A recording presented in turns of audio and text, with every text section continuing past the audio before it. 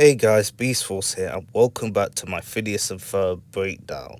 As on my previous breakdown, we'll focus on the second half of the 6 episodes of Phineas and Ferb Season 5 of the revival, and it got over 500 million views, as I really hope this video gets 1,000 views to build up the breakdown since 2021, and it has done very well so far, and I want to thank you guys for supporting me. In this video, I'm going to be breaking down 10 episodes of Phineas and Ferb, bend it like doof to all the way to Dungeons and Dating. And there are a lot of banging episodes, a lot of good episodes, and a lot of okay ones of that. Season 5 of Phineas and Ferb have received a lot of praise due to different dynamics, a lot of plot moving forward, and a lot of schemes and fun adventures, along with the shenanigans. Season 5 has a lot of respect for a lot of episodes, but there comes some criticism is because of the lack of Phineas and Ferb shenanigans. But could it work? Well, it can work at times. Look at Lord of the Fireside, as it focuses on the Fireside Girls' conversation about cupcakes, which leads to chaos and drama, and it turned out to be a very successful episode, along with Agent T for Team, which focuses around Perry and Stacy as they go to fight pharmacists together, which turned out to be a very successful episode.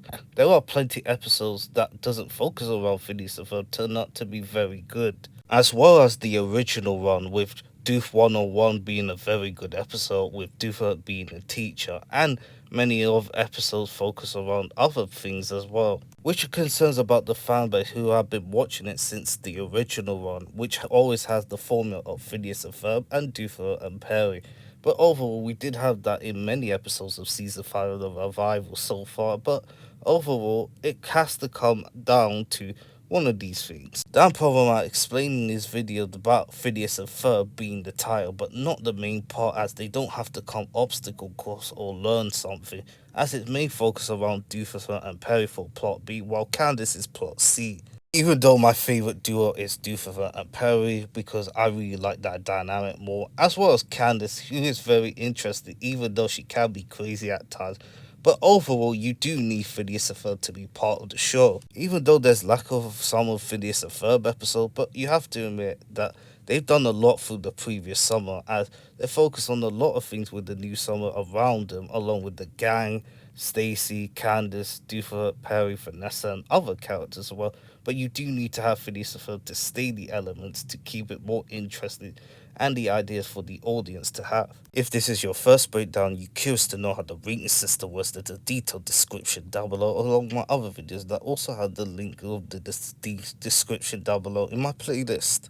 Oscar Lamas wrote an episode called Bend It Like Doof, premiered on October the 8th, 2025 on Disney Channel US and Disney XD, 2 months after the previous episode, as they took a break of hiatus to settle a debate between Dr. Doofer and Major Monogram, OWCA, and Love Muffin square off in a soccer match or football. And we start off with a Twitch version of Phineas and Ferb, as Doofer having comments in the section. That sounds like the original Omnitrix effect from Ben 10. Let's hear it again. Yeah, it is the original Omnitrix effect from Ben 10. Look at the accounts. Pretty Fly for Wi-Fi is actually a reference for White Guy, Virus XEXE, Evil Noob, and then we had the comment of Simp, which is Squirrels in My Path, and the soccer ball reference. Alka would be nothing without me. Well, kinda true, because without Love Muffin, Alka would have been bankrupt, and it has been going bankruptcy in the revival so far. Beefy Mustache 55 is calling me a hack? You can tell that is Major Monogram, as one of the say boo and thumbs down. Would be nothing without Alka. Jobs wouldn't exist without a soccer match. That's so random. Password is 1234. It's actually wrote the comment for that, which suggesting it, which becomes true. Trained athletic field agent first. I am in. Shave your mustache. Shave your head. And they both actually agree with that. We did see Major Monogram a couple of times without his mustache, but we get to it in the end. You have to shave Carl. Too late, Carl. A deal's a deal. That thing with the stick. That thing with the stick. I remember in Take 2 with Emma Roberts, with Isabella asking about the stick, with something about that. Other than hitting him with a stick. In his locker or on his desk? Stick, bad. Anonymous, no good. I'd hit that thing with a stick. As you get to see Isabel smiling with her eyes open, you get to see she is really excited about this. Like no other! The gang will have a blast of throwing sticks, apart from one when we get to there. Truth. Feel the rush of hitting that thing with a stick! Ever since that take 2 with Emma Roberts, Isabella really having fun of throwing sticks, and you know why. You can't escape from me, front face Phineas. I see you everywhere. Wow! I don't know what is doing here in the backyard, and front face Phineas too. Hey! I know what we're gonna do today! Buford is good at throwing things except from the scare, and listen at Isabella's knuckles touching together. She's like concerned for Buford. I really like how she cares about him. Going target practice arena. Hey, where's Perry? We already have Ferb speaking. I know what we're gonna do today. And where's Perry? 3 counters. And the Flynn Fletcher family also have a gnome as well. We're protecting from trolls, you mean? Our organization, our scientist organization, love Buffett's soccer game. It's not just that Perry's gonna be involved. The other animals are gonna be involved too in Alka. My incredible athleticism to the team. He's been flexing his muscles against its license to bust. And some way to cheat. You know he will come out something, and you know there are no rules. As Perry wearing the jetpack, you get to see the black smoke appear as it dissipates while he goes in Doofenshmirtz's lair. That is a pretty nice detail. Nice of you to showcase your loyalty. You're on our team. There are some recognizable pharmacists that you recognize. Dr. Dominion, Dr. Blood Pudding, the guy with the glasses thing, also the guy with the woman with the goggles. And there are recognizable pharmacists right there. And also Rodney has been in prison since Save Summer, so we could be not seeing him again in the future. The team will still be unstoppable. He's back to his shenanigans just like Thunderous before, where he couldn't just kick a kickball. Bring me a ringer-amator, superstar soccer player. As we do get to see once we go in the field, as that will be a master plan for Doofer until you know what happens. Team, needs a little help. My bad. Really liking the gang building together to make an adventure about throwing a stick. We haven't seen much of this for a while, but it's nice to see, which builds up to the formula of Phineas and Ferb. The song is called Hit That Thing With a Stick. This is actually Robbie Wacko's first song of the revival, as he does a lot of song in the original, including Everything's Better with Perry, Bully Bust in the song, and the plenty of more, including like Platypus Fight in Doofenshmirtz. Another great banger right here. Keep trying, Buford, you'll get there. I like how they're building balls for the target for Buford to hit, and front face for this, they're doing a very good job. Look at that dark ball thing with the circle around with the targets to hit. They really make throwing sticks look so cool. Also, the lyric part, gonna be sick, is actually also used in that verse in Give That Ball a Kick. Oh, look at Isabella patting Buford knowing that he failed to throw a stick. This is nice to see the two linking up very well. That's what I love about it. Of course, Isabella enjoying the most by throwing the stick. It just makes a lot of sense. I'm just disappointed in you. Keeps going left! Then try and practicing by throwing it in the right way. Don't just throw it left, it just gains the momentum away. Boarding. More sticks! And Isabella going crazy with the sticks again. I really love her in this episode. She's so funny. Honor of the agency. He's doing Kippy Uppies. That's what I know for. That's a reference to Harlem Global Troubles, which is playing the song called Sweet Georgia Brown, which is a recognition of it.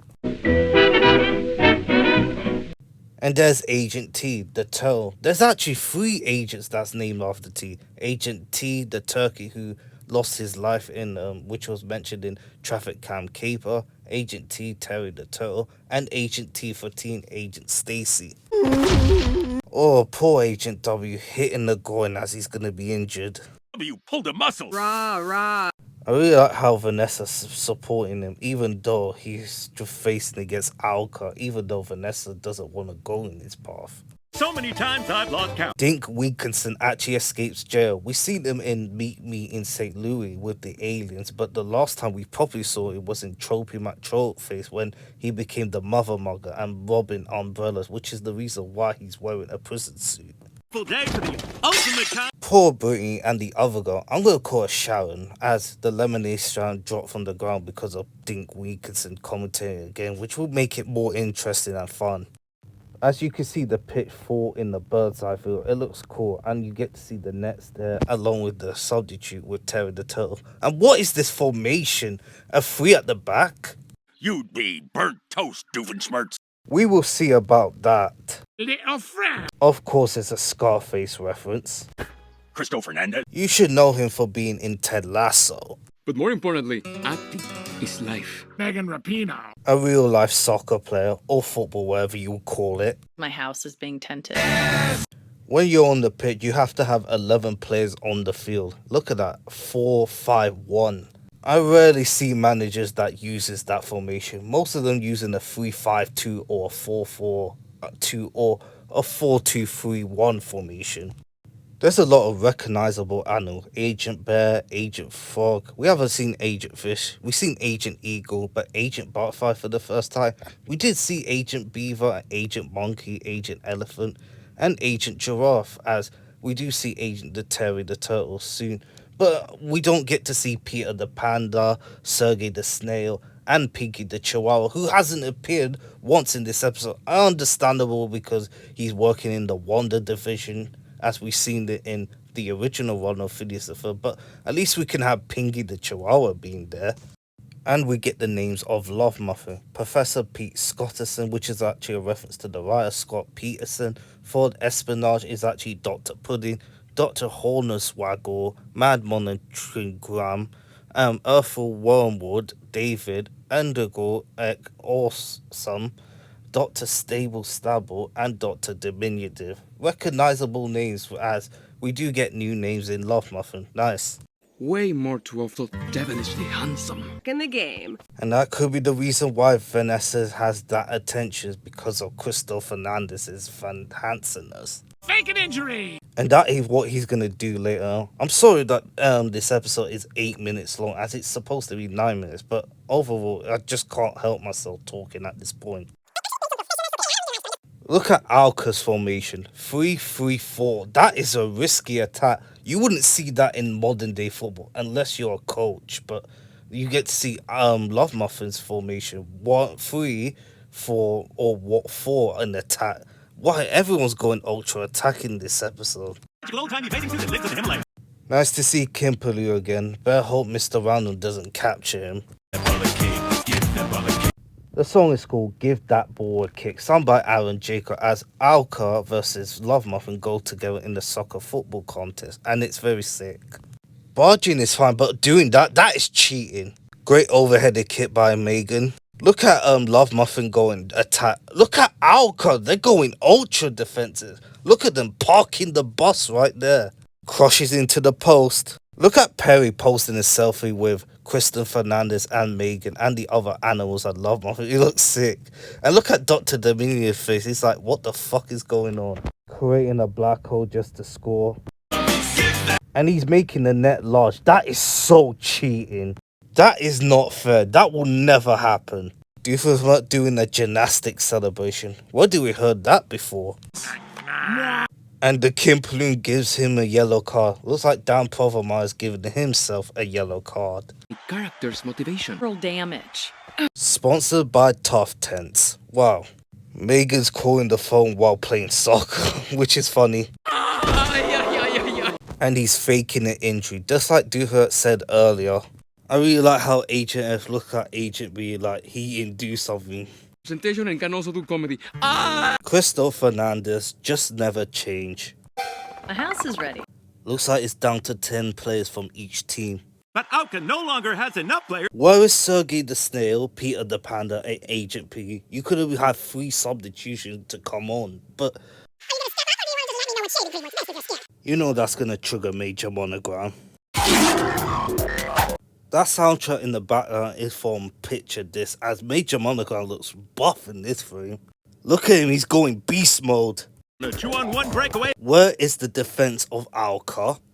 What a save from Perry, and it ends up in a goal. Look at that. As the scoreboard changed to 23, as Alka is the away team while Love Muffin is the home team. So it's 59 minutes, so why couldn't they be a full 90 minutes? and he touched Doofus before he got the ball, and Kimperloo's actually going to send him off. Not today! And the Kimperloo send him off. Who needs VAR when you got the Kimperloo? Looks like he's got a penalty, and it says 98, and also there is no logo in the shirt of Love Muffin. Don't blow it! Penalty or not, that is so cheating. You can't be doing that as Perry's trapped again. So we have to cheat. Not much of the Phineas and Ferb act so far after they do a throwing stick invention, but overall, it's doing very well. And front face. As Candace got close to the invention, you get to see the shadows overlaying it. But in this frame, it doesn't. One.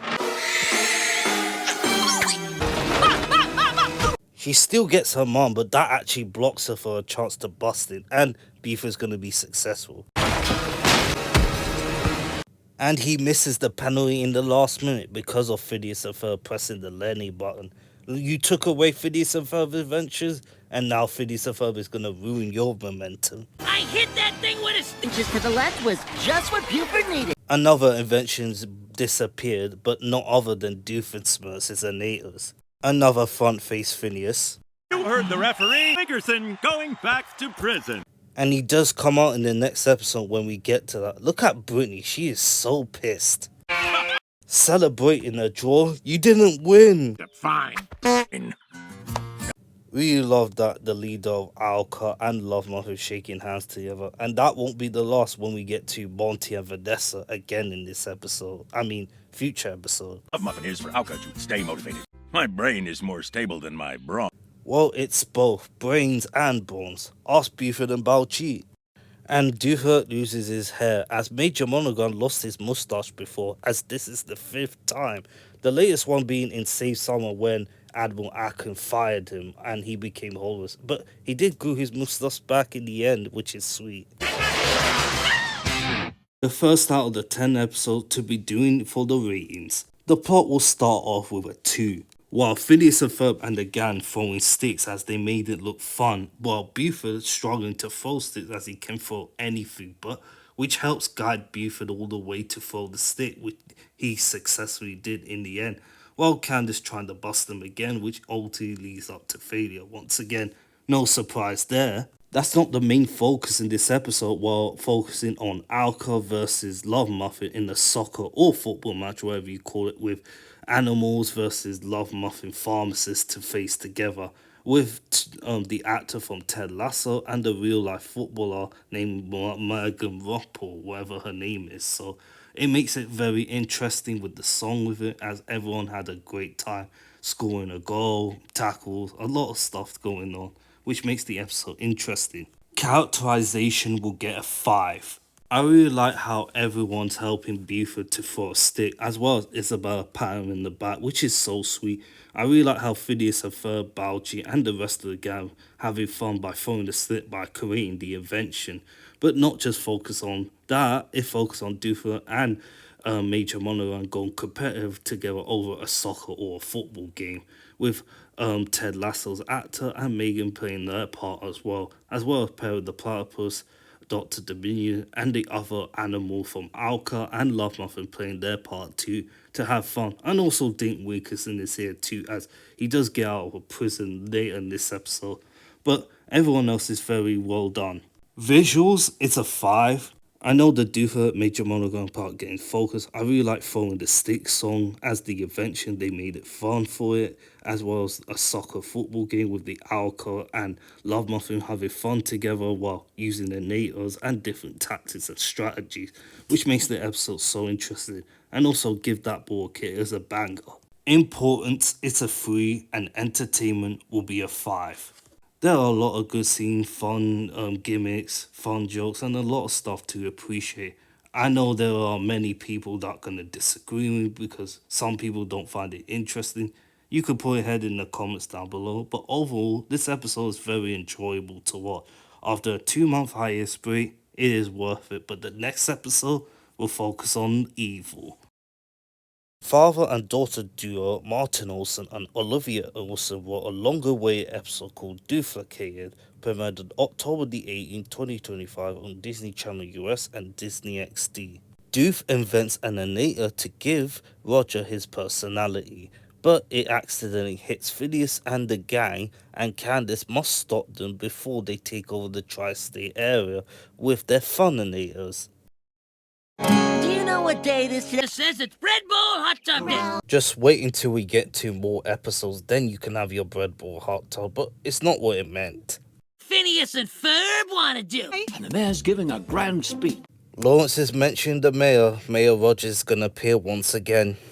And we're barely in 1 minute and we see a front face Phineas. This party up a notch. I really like the sound effect while Ferb's moving his hands. That is so funny.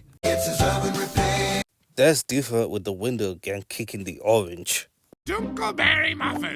I wish you mentioned almond brittles instead. Vanessa's applying for college. If you do live in some countries in college, you can apply when you're 16, but in the US it's 17, 18, and Vanessa Doofenshmirtz is actually 17, so it makes a lot of sense. Well done. The role model in my life. Vanessa Doofenshmirtz. Oh, here it is. Charismatic, inventive, my dear Uncle Roger. She wrote a letter for Uncle Roger, but in the end she doesn't really care, as she cares more about her father more, so we will see. Whatever. I'm headed to the park to. Roger, Roger, Roger. The Brady Bunch reference, and also that reminds me of that reference when Ginger said Misty, Misty, Misty in At Your Age. Misty, misty, misty. Let it go, Ginge. Hey, You know it's gonna be doing something about his nails, right? Agent P. I presume we've seen that layer in this kind of angle many times, but it's weird to see that rarely, but nice to know about it. We rarely see Danville Park in the revival so far, but here it is. And there's Brittany again, along with her. Is that her father? And who is this? Is that her brother too? Don't be ridiculous, Dad. I know she's applying for college for praising her uncle, but she does love her father, like always. ooh, a jungle jade. We see different kind of transition, the bubble, smoke transition, now the fade transition. Mysterious force. You can't go without an episode mention about the mysterious force no matter what. Keep the kids away. Okay, It's smart to use these things so that the kids can't get in the park. Good thinking, Doof. it's not what it looks like. Another episode where Perry the Platypus being fooled again, which leads to his own trap again. Roger is her role model. Sparkling personality. I don't hate Roger because I'm not a fan of his character. I do prefer Heinz Doofenshmirtz more, even though the reason why he's been evil is because of him, and it makes sense for the story. And that's what I like about Heinz Doofenshmirtz. He's a charismatic character and funny. Give Roger my personality. Oh, my duplicatinator. The Senator looks different as it has a Doofenshmirtz face in it with the yellow goggle eyes with the big nose with a purple layer on it. It's very neat. By default, my favorite way to win. Did he say that in Robot Rodeo 2? Wins by default. By default, my favorite way to win. The first person to have Doofenshmirtz personality is not Roger Doofenshmirtz, as his teeth deflect towards Jeremy. Extra onions. Evil. And the voice actors does a fantastic job doing the Doofenshmirtz impression, which actually makes it a lot of fun to do it. What Candace using that guy? You did try to risk Jeremy in The Lizard Whisperer, but iconically that it came out before Robot Rodeo, which is paired in that episode. A guitar player, huh? Not really into the heavy stuff. I'm out of here. An award for that. And we get into the promo part, which was actually released back in July during Comic-Con, and now we're going to see what happens between then and now. They're going to have Doofenshmirtz's personality, as they're going to name it the Funninators, but I'm not going to count that, even though, unless it's Doofenshmirtz's name, even though his influence is using them to you have their personality, but I'm not going to count that. And Frontface Phineas didn't caught this one, and now they have Doofenshmirtz's personality as they're in the praying mantis pose. As look at them, they look so menacing and probably, I think Phineas looked the most menacing so far, along with Ferb too. Isabella looks like a gremlin, as she is about to destroy shit and stuff. Beaver looks the less menacing of the evil so far, even though he's evil, but Baljeet, he's also menacing too. The last time we saw him being evil was in Cradus Maximus with the big brain, which I already did a breakdown if you could find a video of it. This is the 5th time that a character turns evil. Lawrence in Bullseye, The Remains of the Platypus of Perry, Balji in Cranus Maximus, and Carl in Where's Perry and Where's Perry Part 2, the two-part episode. And this is the first time that Ferb, Phineas, Isabel, Buford, Linda, and Jeremy turned evil. Fun, then evil! Way back before this episode came out, Vincent Martella actually did a voice impression for Doofenshmirtz while doing the Phineas voice, as well as Caroline Ray doing it too. If you adjust the range, Ferb, we can enslave more people across the tri-state area. That's not what I sound like. Pass the rivet gun, Buford. The entire tri-state area!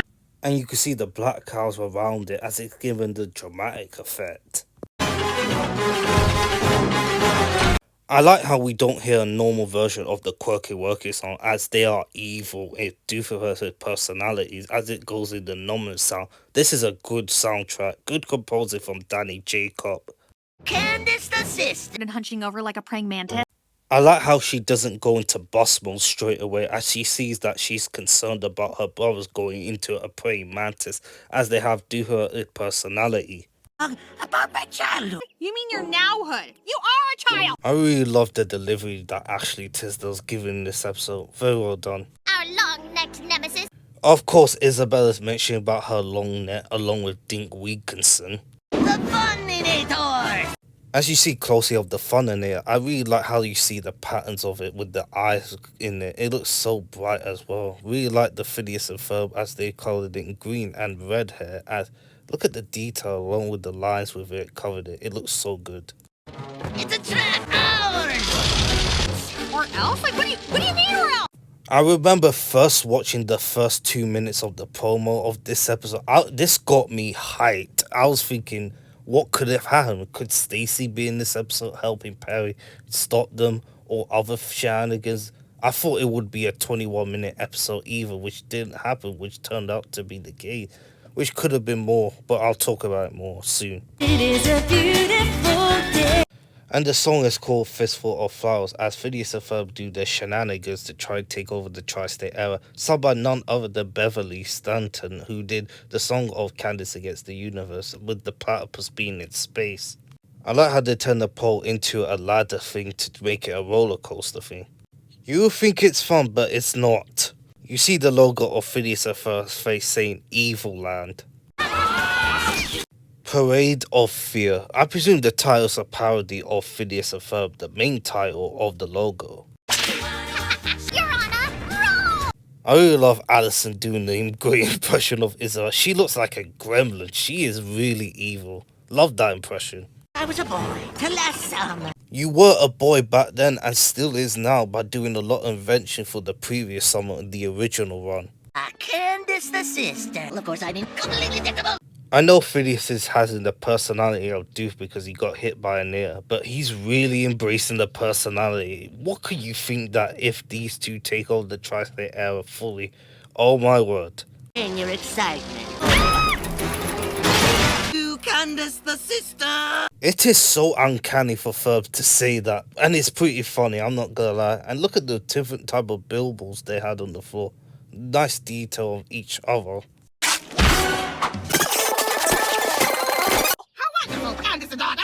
And Linda turns evil. And Caroline Lane does a good impression with Doofenshmirtz's voice, as she did it before in the writer room. And Lawrence turned evil for the second time since Bullseye. And Perry the Platypus used Phineas and Ferb to turn him back to normal. But we don't see it in this episode. Almond brittle pie. And she mentions Almond Brittle. Nice. Candace the girlfriend. We already know they're boyfriend and girlfriend, but if younger audience never watched the original one, they are boyfriend and girlfriend. Dunkleberry dog. Whoa, slow down, girl. Your tri-state area. Candace doing a Doofenshmirtz impression, even though she's not evil, and she counters Vanessa again. Just say Inator. There's a self-destruct button. Is a self-destruct button. She knows her dad very well with the self-destruct buttons. There are some episodes that doesn't have the self-destruct button. The latest one being in the Nightmare Inator, when Perry the Platypus pulled the wire out of Doofenshmirtz Inator to stop the Nightmare Inator. If it was a 21-minute episode, I think the duplicator there shouldn't have a self-destruct button. It would have found another way for Perry the Platypus to destroy. It would have made it more interesting if it's longer route, but it is what it is. This banger of a song called We're Taking Over in the song of Duplicator, as it's one of my second favourite songs of the revival, closer to Ain't No Sleepy Over Slumber Party, which is still my favourite, but overall this is absolutely a banging song. Robbie Wackoff once again producing another brilliant singing song. Isabel enjoys herself being evil, look at her. Taking over. Winkerson here. And just like that, Dink Winkerson is out of prison after Bend It Like Doof, which we did in the previous breakdown in this video. And they've been suffocated inside the bowl which Phineas and Ferb fired. That's gonna kill them, man. They are really going hard in this episode. Easy one of my top 3 favourite songs of the revival so far. Been taken over. Stop doofing me. We got him, so it's somebody else. Not our problem. Don't forget Perry's owners, Phineas and Ferb, have been duplicators as well. Remember when Lawrence was turning evil in Bullseye and you had to convince him to turn him back to normal? If he should become the supreme leader of Love, no choice but to reassign you. Remind him of his true good nature. Mind him who he used to be. Hi, Dad. Phineas Ferb! Self-destruct button. Vanessa's always right. Not so fast. It would have been a perfect time to Stacy to come in, but overall, I don't want to get too suspicious, but it could work. First the tri-state there. Next, the world. Didn't Lawrence say the same thing in Bullseye? Today, Danville. Tomorrow, the world! Doofusmert's blasting off again. He's really with the Toon Force. Oh, mysterious force. She's mentioning about the mysterious force again. It's now. And Doofus landed very well as he survives. And there's a whole lot of confetti exploding it with the self-destruct and putting it. Looks like Candace has got lucky, but it worked for a reason. Because of Doofusmert's. Mysterious force, you work in mysterious ways. How was Roger your role model? Name dropping the mayor would get me in. More like name dropping your last name, Doofusmert's, will get you in. But overall, it works too. Part of a diabolical scheme? A little girl. And that is so sweet. She really cares about her father way more than her uncle, even though it's family. But overall, Vanessa cares more about her father a lot in the original one. But it's equally the same, but it's still very heartwarming. As much as I like the episode, it has a self-destruct button, which is kind of disappointing. I wish some Summonators don't have self-destruct button like this, but this does. It could have been done better, but that's just me.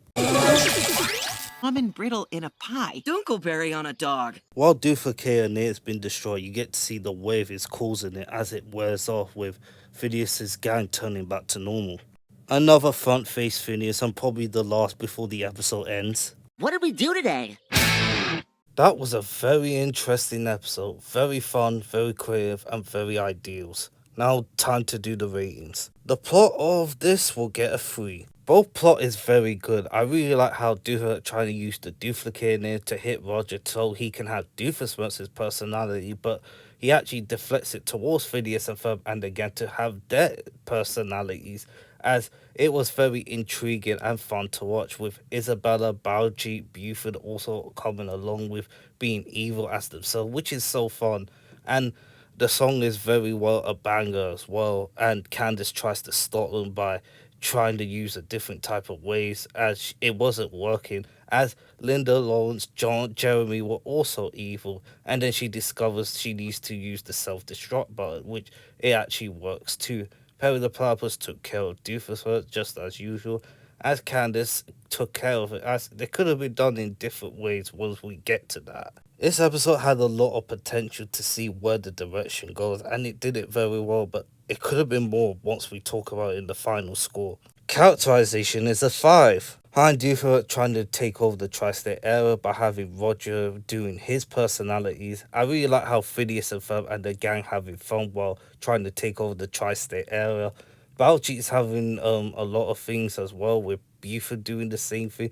Isabella was mad in this episode while using the disco, trying to use it to hurt a lot of people. As Dink Winkinson returns as well, Candace doing what she does best to try to stop them, as she does as well by hitting the self-destruct button, thanks to Doofer landing in the right way. Everyone's personality is done very well, and it's very fun. And the voice actors has done a great job, and they have fun recording this episode too. Everyone did a great job. Visuals is a 5. There's a lot of very great visuals in this episode, with the duplicator, Phineas and Ferb having personalities with the invention while they're building invention in the tri-state area. The song, 2 songs that has a straight up banger, including We're Taking Over, as it's done by another great performance of Robbie Wacker. Everything else is done very well, as the movement was great, the pacing felt very good, the gimmicks are fun, a lot of things to enjoy in this episode. Importance will shock everyone. I'm gonna give it a 4. We've been waiting 2 months to see what happened back in July with the promos coming out to build up where it leads into it. And it didn't disappoint, with the song being a banger, the characterization of Phineas and Ferb, the gang being evil, and a lot of stuff going on, which is superb. But it only misses the mark because it would have been way memorable if it was a longer episode. But it's still great, but it could have been. It just misses the mark for importance to me, but it's still great. You know, entertainment is a 5. The total score is a 22 out of 25. The episode was fun, very enjoyable. I really like how the voice actors performed for Doofenshmirtz's personality to become evil. Everything else is done with the gags and the comedy jokes is landing well.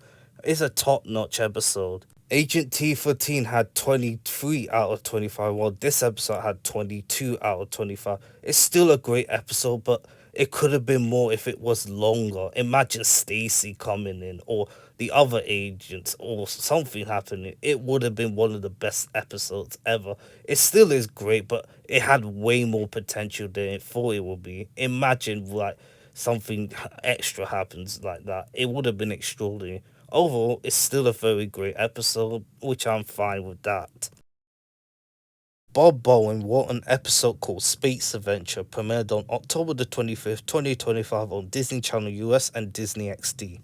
When Buford is sick in bed, Baljeet forces him to watch an episode of Baljeet's favourite sci-fi show, Space Adventure.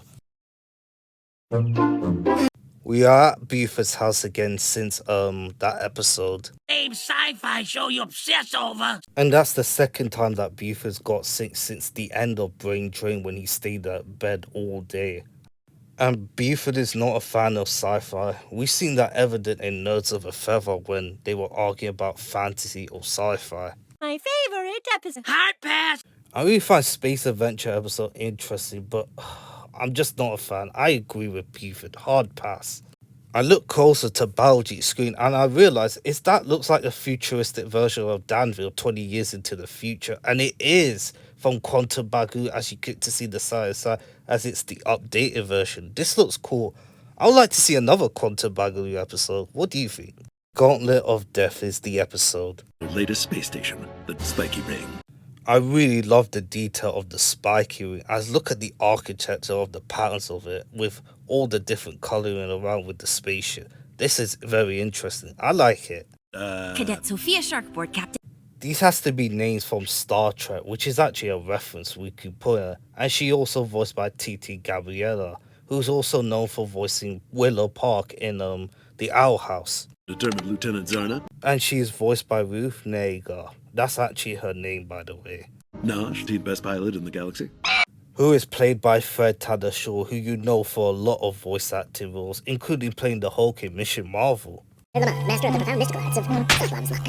And he is voiced by Reyes Darby, who you know for playing as the King Pistachio in Milo Murphy's Law. An intern, I shouldn't be navigating. Got decent grades and we need a navigator.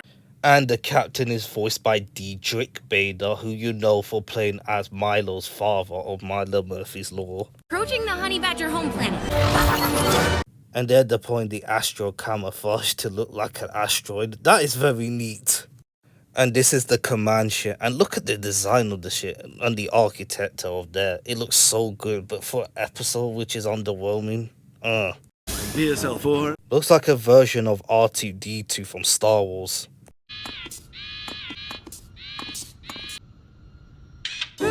Sophia Sharpbolt looks terrified of that android right here. Take him out quietly. Again. She's gonna kill them. If Phineas and Ferb was an Adult Swim show, we would have been seeing violence of this. Just enough, thank you. He's using the Force. It said world's best dad, the drawing right there, and he has a family too. Aww. Accessing plans. Accessing plans. Is that a reference to Star Wars? There are many. Why is it always Earth? We don't know how, but if you find a way to stop it, hopefully you do it the right way. Supposed to be in here? Dead. And she's gonna kill him. And I know we don't get to see it because Phineas and Ferb is a kids or teenager show around the age. It's for adults as well, but sadly we don't get to see it. I would love to, but it is what it is. And I don't really blame it. They've detected the Minotaur. What's for Earth? Nosh.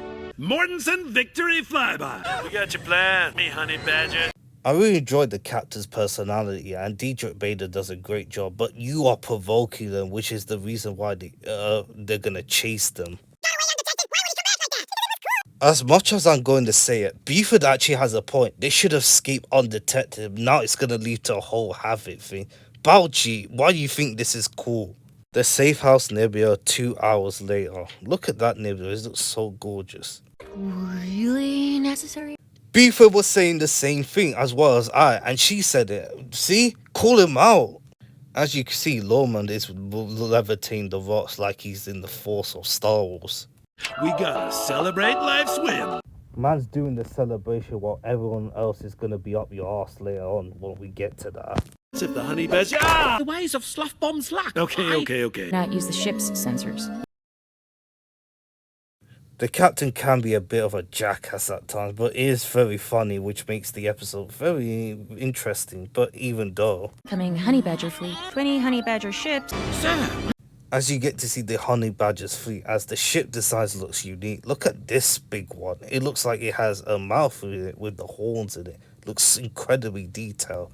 Captain Dirk Mortensen. Commander Erg. We're scared the dickens out of our techs. Looks like Lieutenant Zarnas actually does a lot of scary things which strikes to their fears. And also the Commander is voiced by Fred Tatasciore too. If you just apologize. Just because he wants them to apologize, you know the captain ain't falling for this shit. Doing something cool? You could have just tried to negotiate the thing, but overall, we all know it's gonna end badly, so I can't really blame for his, encouragement of there. All our space torpedoes and... But they're shooting too strong. It would only anger them. Nurse, did you fire all your space torpedoes at them? You just literally said, just fire at the torpedoes at the Honey Badger ship. You just said it to provoke that. I don't think we forgot to bring torpedoes on the mission. Look at the big ship firing at the shield right there as it's still taking damage, howling up for it. Prepare to be destroyed. It can happen. And he still doesn't set the Honey Badger commander's apology. It's like, you could have just tried at least, but he's not the kind of guy to do it. I'm doing what I can to repair them. That right there is Hondu, and he repairs all the ship inside of it, and he's voiced by Kevin Michael Richardson. Our engines. We won't outrun them. That will take us straight through. That's right, giant space worms nebula. And that's where they're trying to get away from the Honey Badgers attacking them with their fleets, as it's going to be in a chase. As they're in the screen space room, as they see a worm eating a spaceship, this gives me Rick and Morty vibes. Giant space worms. We are sure to be eaten. If we slide through unnoticed. Captain, can we use the laser cannon? I really hope he picks the right team for the right thing to get out the space world. Otherwise, they're going to get eaten. And who's going to be blamed for this? You, Captain. Space torpedo! I will try, sir. Use the Force, Lamond. But it should not eat the ship too fast. I think their personality is very good. I really like how they have different personality of their own goals of their situation is, but not quite as interesting as the real life thing. I learned to control my thoughts. The master looks like an Timu version of Yoda from Star Wars. No offense. Using a course so dangerous the honey badger fleet and space worms wouldn't dare follow. And that will take us straight through. Giant razor crystal asteroids with volcanoes nebula. I really like each type of nebula we see. The purple, pink nebula, the green nebula, and now the light blue nebula. All the designs look very good. I'm really liking this. Look at the stars. It looks like a snowflake as you get to see it is sharp. A hidden city in the blue nebula. That looks very cool with the sharp blades around it. It's the Merlorian ambush. Oh, stop firing, stop! The Merlorians are mostly harmless. And he shoots the torpedo out of permission this time. Nosh, you are really complicate things when you don't shoot and tells him when to. He's in the naughty corner for 5 minutes, which is hilarious. Any kid will get punished like that. They hate the Merlorians and vowed to be the ones to destroy them. Even though there's not much personality, it's not as good as Phineas and Ferb and the other characters in real life, but overall, I'm really liking the lore we get through Space Adventure. I really hope we get more in the future. The entire Scorpion collective fleet heading straight at us. Doing sad on the timeout for firing on a Malorian instead. Nor should have fired torpedoes, he does, and now he's texting about firing a Malorian and hitting city which leads to war. Man, you should have kicked Nosh out, but why do you trust a guy who doesn't speak English will fire a torpedo at him? Maybe he needs to learn more or do something better. 754.11. Not really familiar with that. We love 17 suns and 14 black holes. 17 suns is bad, but 14 black holes? You know you can't beat this shit, unless you find a way, but 14 black holes, you know what stuff happens inside? Of course, the immense gravitational forces shoot us beyond light speed 12. As you get to see the screen of 14 black holes and 12 suns right there heading towards it. You can tell it's a really good one because it has. Man, that is a lot of suns and black holes. Hopefully it gets in their favor. As you get to see the ship going in a different as it goes wavy just like that. Maybe because the suns and the black holes affect it, which is, to be fair, okay. As we see the Earth in traditional form as well as the moon, we all know who's in the moon, and that could be one person of a duck. As you get to see the ship crash of the USS Minotaur as the ship starting to dissipate while it crashes hard. This is a very nice detail with the shaky cam effect too. Another successful mission. You are dancing while your ship's getting crashed. What is wrong with you, dude? Like the gravitational pull of that last nebula chip. A giant spike. They mentioned about the giant spike crashing into Earth earlier, and now it's happened. Now you've done it, and all the poor planning leads to this. Well done, you guys. You really fucked up the whole thing. Hey, maybe the Mortensen victory flyby wasn't a good idea. The captain's a very interesting character, but you are such a jackass for doing that. Now we get to see the cast of co-starring featuring addition classmates. Wait a minute. Space Adventure is calling you. That song again from Candace Against the Universe. And that won't be the last time it will be a parent of something related to Candace Against the Universe once we get to Jugendfeast. What happened to the Earth? Buford is very relatable when it comes to asking questions that we don't answer in the show. And cocky and dominating like Captain Dirk. Just play the next one, please. And it's such a shame we don't get to see it unless we see it in season 6, but Buford is coming along even though he's not a fan of sci-fi. Adventure is calling you. Buford never really liked Space Adventure, which he still never does. We've seen that in Nerds of a Feather. He did get Baljeet to lower his guard and sit within to reach so he could make him sick. Wow. As much as many people like this episode, and if you do, put it down in the comments down below, but it's alright. It's just that I'm not a fan of these type of episodes. The plot start off with a 2. I was about to give it a 1, but I really like how Buford and Baljeet were watching together to watch the space adventure as the captain of other people of his team trying to get the thing for the plans to stop them as Honey Badger ships and other ships attacking it, with Norse doing the same thing with the torpedo, which is hilarious to get out as it hits Earth anyway. As it turned out, that is it. There were no gags and jokes from other things around here, but there were some scenes that are funny, but there are some scenes that kind of get repetitive, but you know what I mean. Characterization, I don't want to go harsh on it too much because I really find the characters interesting, but it's a 3. I really found some of the characters interesting. I really like the honey badger trying to threaten them, but the Captain Mawson's team, it's not much interesting to me, as he's kind of being a jackass at times we've seen with his teammate. I really like it, but it's not quite as the same funny joke, which is kind of get repetitive at times, which can ruin the characterization, and a lack of Buford and Balji as well. Even though they watched it, I wish we had the commentary of them watching together, which can make it better for the characterization to go up. But overall, rest are just pretty fun, but it's not interesting to me. Visuals, it's a 5. Say what you want about this episode, but the visuals look stunning with the ships, the nebula with different colors, the moon, the earth, and different types of people in the species inside of it, like the space worm, the honey badger inside of it with the fleet. This looks stunning and it looks good. And also Captain Wilson and the team's design, it looks intriguing to me. Importance is a 2. But entertainment, it will get a 3. There are some parts that are funny, there are some parts that are interesting, like this chase with the space nebula and stuff. Other than that, it's just not as interesting as it is with other episodes due to a lack of Phineas and Ferb. Meet me in St. Louis, you're no longer the weakest episode of season 5 of the revival. Looks like this episode has taken your place. Overall, it could have been better if Buford and Baljeet were a commentary together, and Phineas and Ferb being it in as well. There were a lack of gags since Agent T for T, but this episode works way more than Space Adventure, and it had Stacy and Perry. If you like this episode, put in the comments down below to give your opinion, but for me, I'm just not a fan of it. It's just that doesn't feel like Phineas and Ferb for me. Even though the formula has been off in some episodes, there are many episodes that feel like Phineas and Ferb, but this isn't.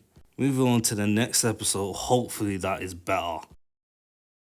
And the episode's called Drugan Feast, written by Sonny Carlon on October the 25th, 2025 on Disney Channel US and Disney XD. Isabel is eager to impress foreign adversaries at Drugan Fest, but Doofus's plan gets in the way.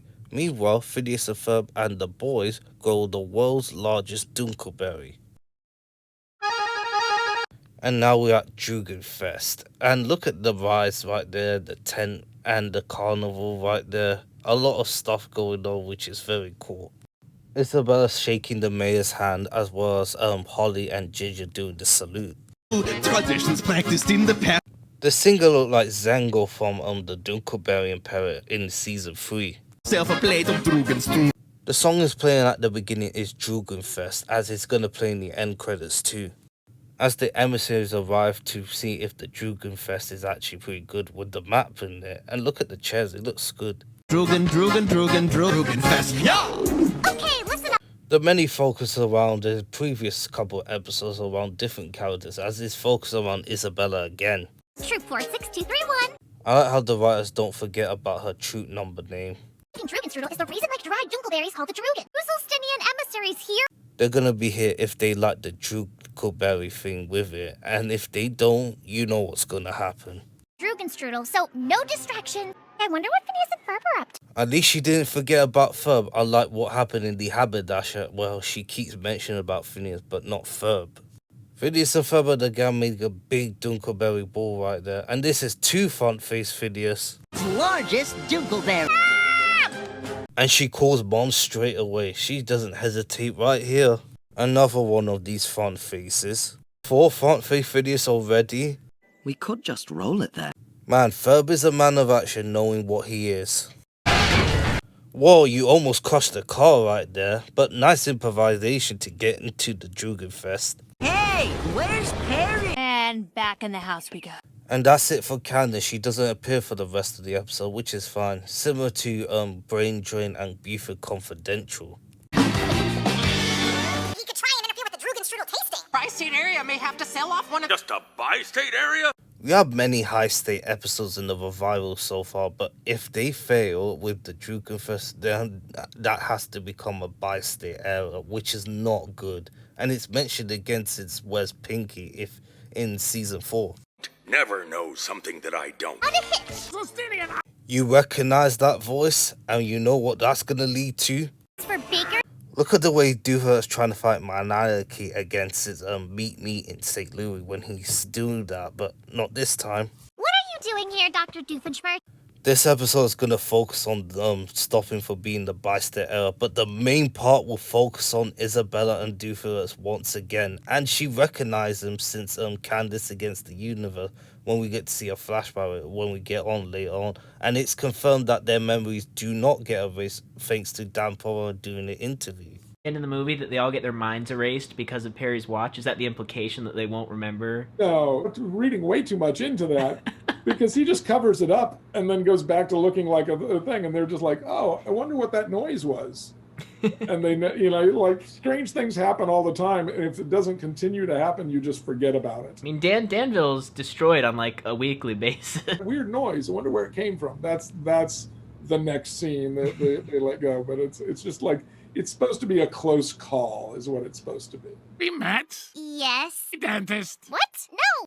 And we do get to see in the end that Isabel looks like a dentist, which is actually a string. But other than that, she called her Dr. Doofer, while Phineas calls him Dr. D in the second dimension. We borrowed your spaceship and traversed an alien planet. And there were many callbacks that I like, and many I just don't really care. But this is my favorite callback in the revival so far. So Candace Against the Universe is actually canon. Nice. Galactic Traveler Night. That whole song. I don't. No, doesn't ring a bell. Dr. Doofer is really messing with Isabel. Of course they know each other since they've flown around in space together, but come on, man. No, leave now. And the Fireside Girl has a bodyguard of a Fireside Girl member, and her name is Misty. No thanks. This baking patch ain't for nothing. Russo's team are set 4 miles west of the perfect place to put them. As you can see, a man is covered in Dunkelberry with the statue. Love the Drugan strudel we made. I miss my child's birth. You are a very confusing mother, adversary, and to miss out for this, I really don't blame you, but it could have been done another day. On wedding. Same direction. Looks like we're taking the scenic route. Buford always make it so difficult for everyone at times, even though it's funny. Ah, Perry the Platypus. You trapped. Every time Doofer trying to tell him something, Perry the Platypus get trapped. Perry would just fall for everything. Just gooey chocolate chip cookie. Very discouraging flavor. I wouldn't mind eating a Jugendfest Dunkelberry right here. I would love to eat that. I'll hurt and And we get the first appearance of Doofenshmirtz's mom in the flashback, even though the voice actress passed away a long time ago. that is where I draw the line. I'm doing it right now. Right now, I'm digressing. Look at the chocolates dripping down it. It's like a mini fountain, like it. I would love to taste that. In a 1 mile radius. Certainly no my Look at the way Perry the Platypus kicked Doofenshmirtz's face. That is a cool shot. Is going to knock your rockin' nose. Hey, there's that the receptionist lady again from Chipper the Vet. As you get to see the sign of Drugeron, Drugenstrudel, and Strugenshot, as the sign changes as well as the logo and the balloons there. As you can see, the sign has changed, the chocolate balloon has changed, the reception area with the chocolate has changed. I'm not just doing that for the rest, but a lot of that. The anime is doing a good work. Good job. All the shriveled man is chocolates are gone. I really like how Perry's face looks disbelief, and this is another time where Doofer's scheme has successfully done. Claudia the Chancellor mom and out of character, but he will do the undo once we found out that it's going to be doing a bi-state era. I wish chocolate was almond brittle. Look at Doofenshmirtz's pupils, they look so big. It's like chocolate. Contract for you. We return to Drussel's team.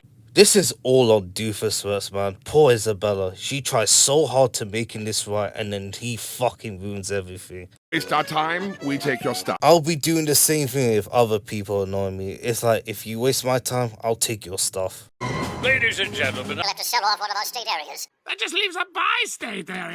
And that's what you did because your innators caused all of it. It reminds me when Doofenshmirtz is now going to have a change of heart to change it. Similar to Save Summer where Earth was moving in a different direction towards the planet. And he had to undo everything because it's gone too far. Please don't cancel the contract. No Drugenstrudel, no contract. I can't really blame them, but Doofenshmirtz, you really have messed everything up. And it's going to be in the bi-state eras because of you. Broken my Cyanator, I can reverse all this. Does it have a self-destruct button or a reverse switch? Maybe because you should have put it right there, you idiot. But it's how you can blame Perry the Platypus when he knows he's trying to stop you from doing that. Chocolate! Chocolate? You want, but I don't have time. This episode is very interesting from the start, and now we're going to get to the best part, is Isabel and Doofer working together to save from being the bi-state era. Help? You? You couldn't even remember who I am. He does remember you, but he's just messing with you, Isabella. Okay, we're doing it Issa style. Many people call her Izzy, which is fine, but her nickname is Issa, so yeah. The biggest one they've ever seen! Well, Isabella, you're in luck because Phineas and Ferb already made one. Somebody say Drugans. Been at the festival. This is the 4th time that Phineas and Ferb interact with Doofer, one of them being Candace Against the Universe, and also Night of the Living Father. Also the 2nd time that Buford and Balji interact with Doofenshmirtz together, one of them being Candace Against the Universe, and one of them being in Buford Bully Bromance. And pharmacist. Everyone's still calling him a pharmacist, even though he's wearing a lab coat. As you can see, Norm shakes as he's about to come oven, as he loses his hands as he morphs into an oven with all the stuff in there. Very neat. It could have been longer, but it's still neat. Montage is taking longer than I thought. Well, Doofus, but if you didn't mess around, this wouldn't happen in your own wash. Now you're gonna have to redeem it. Doogie, the dancing Drugin. It's not that Perry the Platypus is a good fighter. He's actually very smart and strategic, as he's gonna stall them until Isabella and the gang gets here with their own Drugenfest food, and he does a very good job of stalling them by using his dance moves. As you get to see, the Dunkelberry ball actually just shrunk as it changes into a different color into the thing that Isabella mentioned earlier in her board, as it turns into a Drukenfest. As you get to see as the smoke, you get to see it transition to the fireside goes. Neat. Is this what eating feels like? Full cycle of digestion. Every time Noel sings something interesting, it's kind of funny in a strange way. He's spitting at Millie as she's down. Man, Doofenshmirtz, you are weird. I seriously hope I never have to work with you ever again. Maybe in the future, who knows, but Isabella, when she finds out that Doofer was behind this, you know she's gonna flip. Transportation logistics problem. Buford mentioned about logistics earlier, and now it's Gretchen too. I remember when Buford got slapped by Gretchen in Night of the Living Pharmacist, which is funny, but could there be a connection between the two, Buford and Gretchen? 2 trucks attached side by side. Adulting! And Doofer mentioned adulting again. Nice, I love it. And Isabella's face is like, I'm so done with this shit after I'm done. 45 minutes is enough. He did stall them for 45 minutes, which is gonna buy some time for Isabella and the gang to get here. More Drugenstrudel for you to try. And he goes to the river because he knows that his job is done. And he doesn't need to because that buys some time for Doofer and Isabella for the emissaries to eat the thing that they made. So Perry the Platypus once again define why he's one of the best characters as well. For me, the best character in Phineas and Ferb, the GOAT. Looked fully discouraging. I really like how you get to see the details of the paper. Emissary, noticeably public, City of Jusselstein, public of Jusselstein, the trade agreement, agreement of effective, the City of Danville Part A, and the City of Jusselstein Part B. Many people hate this goat screaming sound, but I'm not in that bandwagon. I just think it's okay for one episode, but they're kind of overdoing it. I realized when Isabella's wearing her Fireside Gold uniform, he always interacts with Doofer, but when she wears her normal clothes, she doesn't, which is strange, but it's funny. And they're giving a high five together, which isn't going to last long. The goat bump into Doofer just like the bad old days, which you can find in my other breakdown, my previous video. State area shall remain whole. Cooking chocolate swapinator. You mean this was your fault the whole time?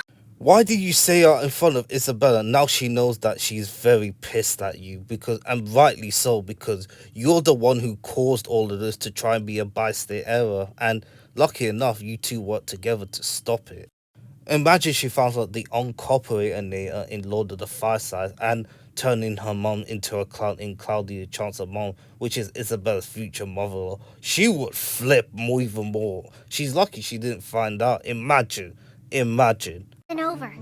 International incident patches. I think the good job cleaning up your own mess patch suits you perfectly. And Isabella roasted Doofenshmirtz so hard. It reminds me in the episode The Fireside Girl Jamboree where Candace got 50 patches in one day, but she went too far. But what happened in the end? She roasted her. That's what I kept trying to tell you, Candace. Maybe you can start working on your good listener patch next. Time for your root canal. This ending is weird. She does look like Isabella, but she actually wearing her goggles, which is similar to a Star Wars version. But overall, many people think that's Isabella's father, but it's not. It could be his uncle Barry, but we don't know. And the end credits song's called Drugan as the Drugan mascot's dancing, and it's pretty funny, and it's catchy too.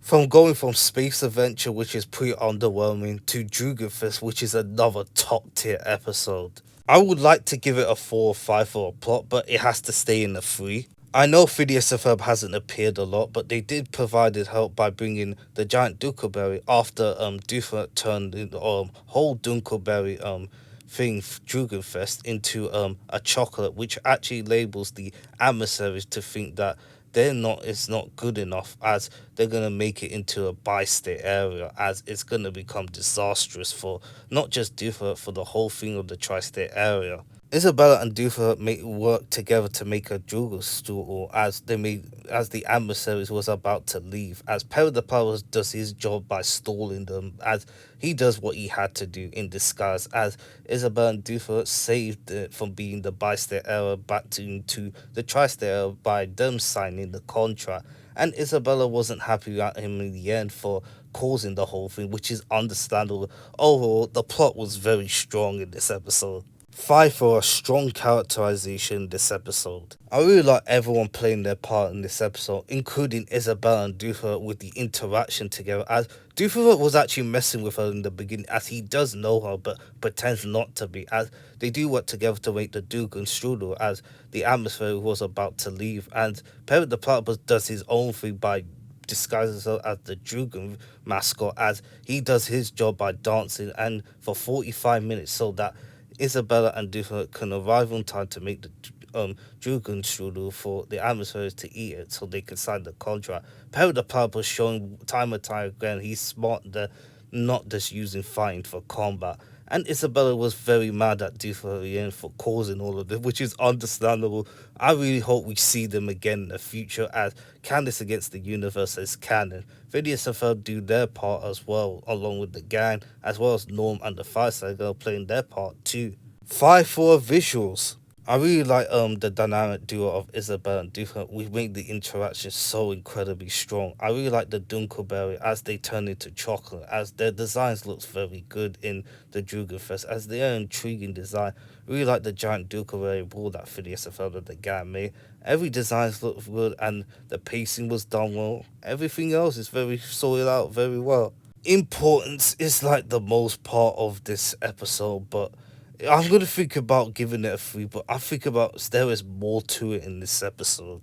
I'm going to have to give it a 5. I know many people will be shocked by this, but why a 5? Because Isabella and Doofenshmirtz are working together since Candace Against the Universe, as it does become canon in the future. And hopefully we do get to see them again, as the bi-state era is mentioned again, as it plays up the stakes in this episode. And they did, Perry the Platypus does a good job. Everything else is very important for the grand scheme of things. Entertainment will get a 5. This episode is just a straight out banger, and it's very, very enjoyable. It made up for it for the space adventure being one of the most underwhelming episodes to this being one of the best episodes. And we really seen dynamic duos that never been paired before. Stacy and Perry, Doofenshmirtz and Isabella, other main characters as well, which makes the episode so intriguing and fun to watch. I thought it was going to get at least 20 or 21 for the total score, but overall, the expectation of this episode surpassed very well, and the writers have done a great job with it. If you like the space adventure more than this episode, put it down in the comments down below, but you can't beat this episode. It's just so good. 4 down, 6 to go. Kim Robertson wrote an episode called Doofus premiered on November the 1st, 2025 on Disney Channel US and Disney XD. Doof converts his building into a gym to harvest energy generated by exercising to power his latest invention. Meanwhile, the kids build and operate a boat that works on solid ground. You're trying to be dramatic about your Anita and this happens. What the heck, Dad? You not to use the blender while I'm powering up. And we had another episode where Doofer Evil Incorporated has turned off the switch, actually not working. And that was the episode Blackout, which you could find in the breakdown.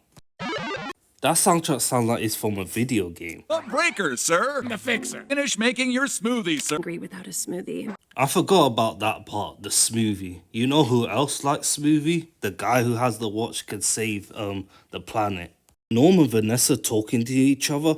I haven't heard that since the last day of summer, but it was cut because of the song. But the last time they properly talked to each other was in A Real Boy. Like the whole building's out.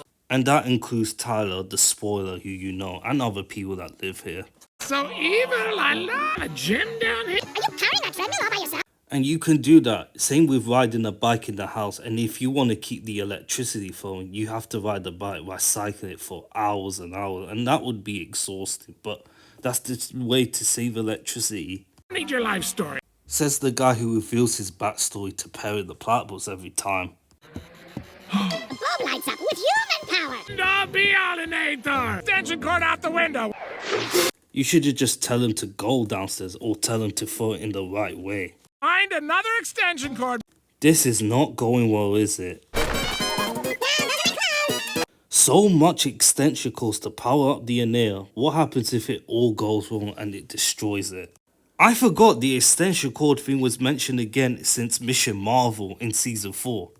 I like how you can see Norm's shadow right here, the silhouette, as you get to see Doofus' apartment with windows as everyone lives here. We've seen that evident in No Slumber Party. Very specific instruction. Human power is just wasted. And keep it up, knees higher. Doofus, he's just exhausted. Just give him water for crying out loud. We'll get you fitter in no time. You're a pretty good trainer. Thanks, man. And that's going to give Doofus the idea to call everyone so he can train a lot of people to use that to power up his Nader. That's a good idea for his part. I wasn't listening, sir.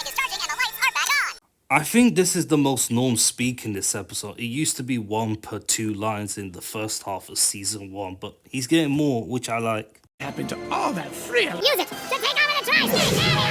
Doofus Smirk's Evil Incorporated shrinks out as you get to see the whole Doofus Evil Incorporated along with the Danville of the city right there.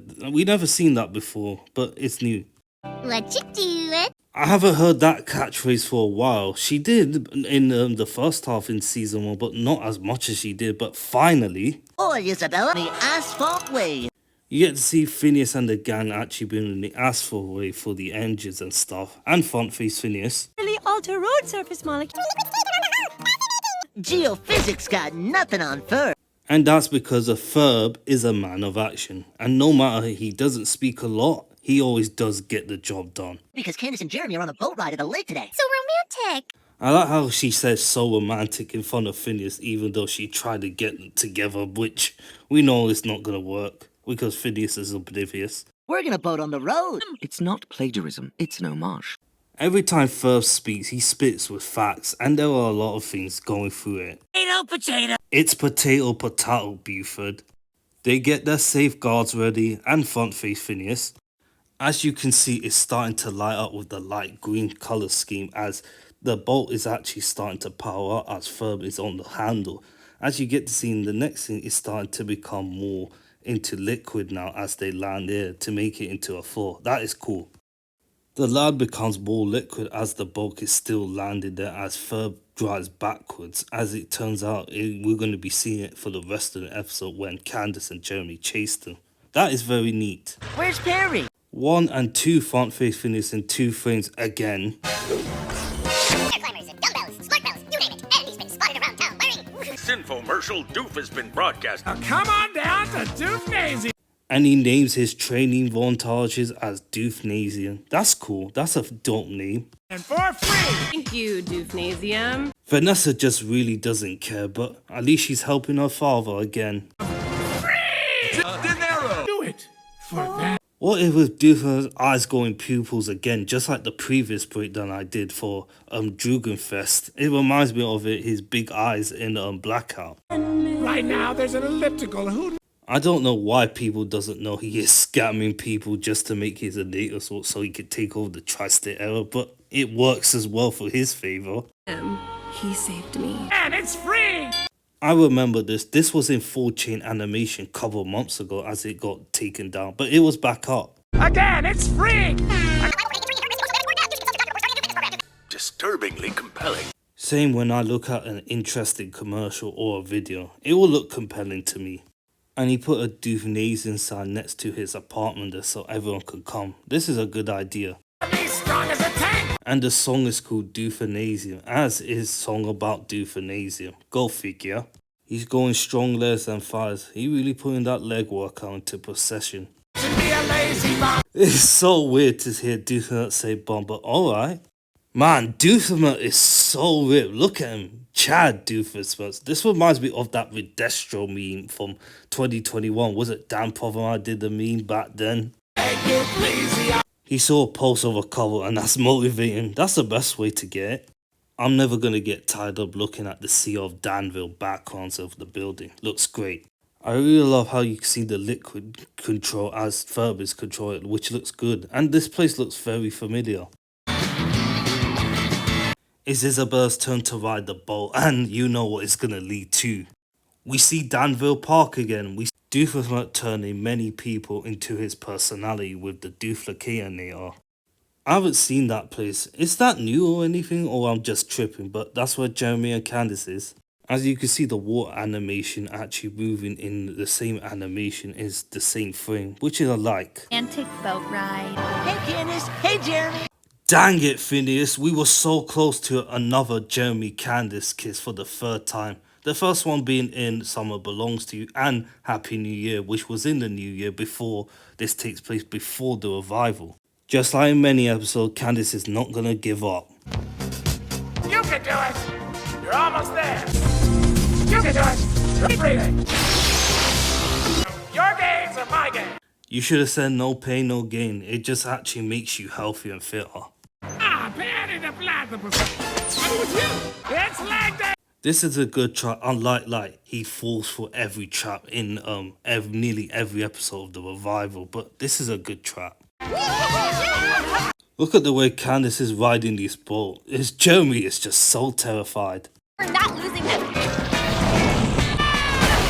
Oh yeah, that scene was in a promo before this episode came out, and you can hear that soundtrack. You recognize it? It's the goat, the beak. Cheers. Looking good, guys. I really like Candace helping Jeremy keeping momentum of the chase.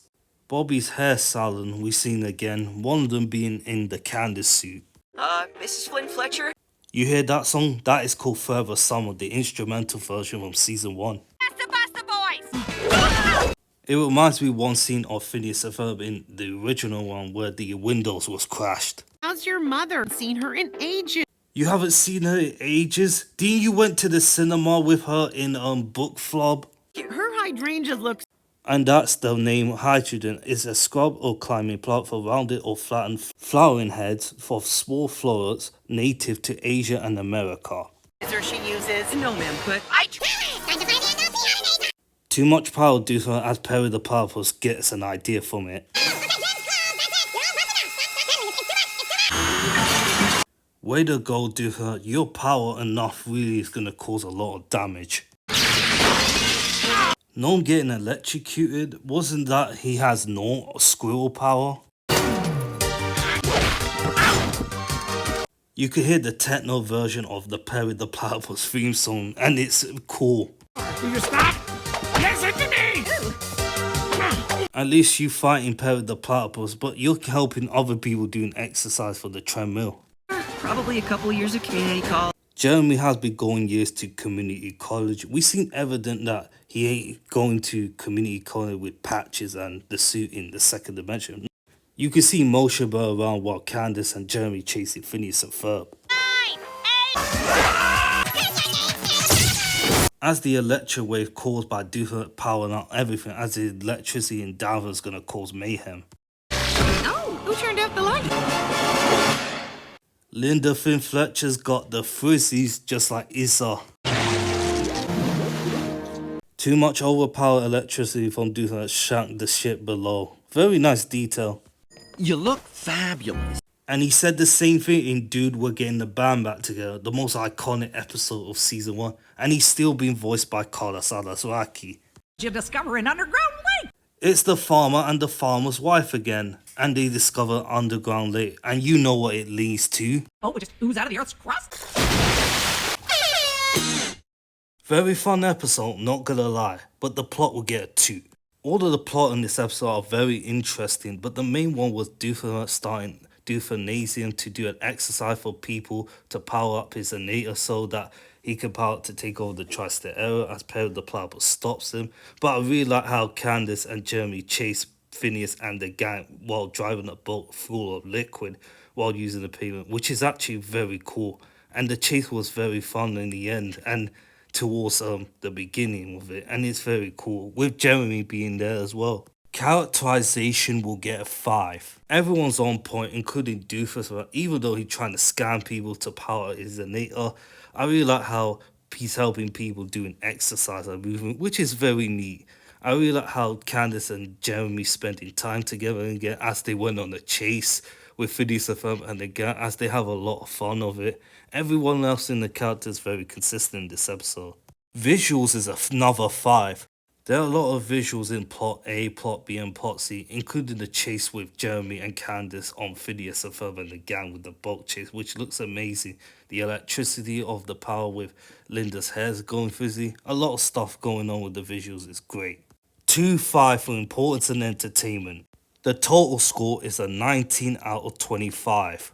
Not as high as Jugendfest, but this is a very fun episode with the guys, the jokes, the song, the chasing, everything else put onto fruition in this episode. Well done. Joshua Pure wrote an episode called Croquette Y8, premiered and also on November the 1st, 2025 on Disney Channel US and Disney XD. Candace and Jeremy make a parody documentary as the kids play an extreme game of croquet. Meanwhile, Perry has to hurry to thwart Doofenshmirtz's plan to lull the tri-state area to sheep before the robotic duplicate used in his absence explodes due to instability. There was Football X at Lucky Z9. I wrote in the comments somewhere that Candace wasn't supposed to be in the scene, so I was wrong. I really watched it again, and Candace was supposed to be in the scene after halftime was finished. Ready for croquet, What happened to Y8? Oh, we're saving that for croquet. A knock, build a door, or a hoop with a portal. I like how Ferb sticks his hand into the portal and it goes right back into his hand in this era. That is funny. It'll be G48 tomorrow. G48 tomorrow. I would love to see that, but we don't get to see that, Beaver. At least we get a bread ball hot tub. I seen Perry? In the house. Stacy shows what you doing. Stacy did say Wes Perry in Bad Hair Day in season 3 in the beginning. Buford saying what you're doing. You're lucky that Isabella isn't mad as before. Remember what happened in Out of Tune? There you are. And kind of stopped Perry the Platypus from going into his lair. Reminds me of the episode called Miss Basine Monotream in season 3. My monotream. I just said Monotream earlier. Am I Candace right now? It's just a hat, Carl. You think he's invisible? Interact with the material world. They think he's a ghost, just like when many episodes when he said Master of Disguise, but it isn't. Like all ears. I really like the transparent of the window as the outlines of it. It looks cool compared to the original one. Just covered in ears. Candace, you're weird. Just like every episode in the original. So, what's the sitch? Hey, she's using Kim Possible's quote. What's the sitch? And Perry for a summer school project. Jeremy goes to summer school. We learn new about him. Documentary about Zoo College. And Perry's the most exotic animal I know. Perry all afternoon. This could be Miss Basine Monotream all over again, unless Perry finds a distraction to get out of here. Looks like you may want to bust your brothers. Can multitask. Just like the innator method when you're trying to clean up the house while playing the video game. And you all know how that went. And that is the last 11-minute episode of the production order. Assistant/producer/girlfriend. Documenting Perry's life all afternoon. Emergency break glass in the Flynn Fletcher's house. He's going to use that for a distraction.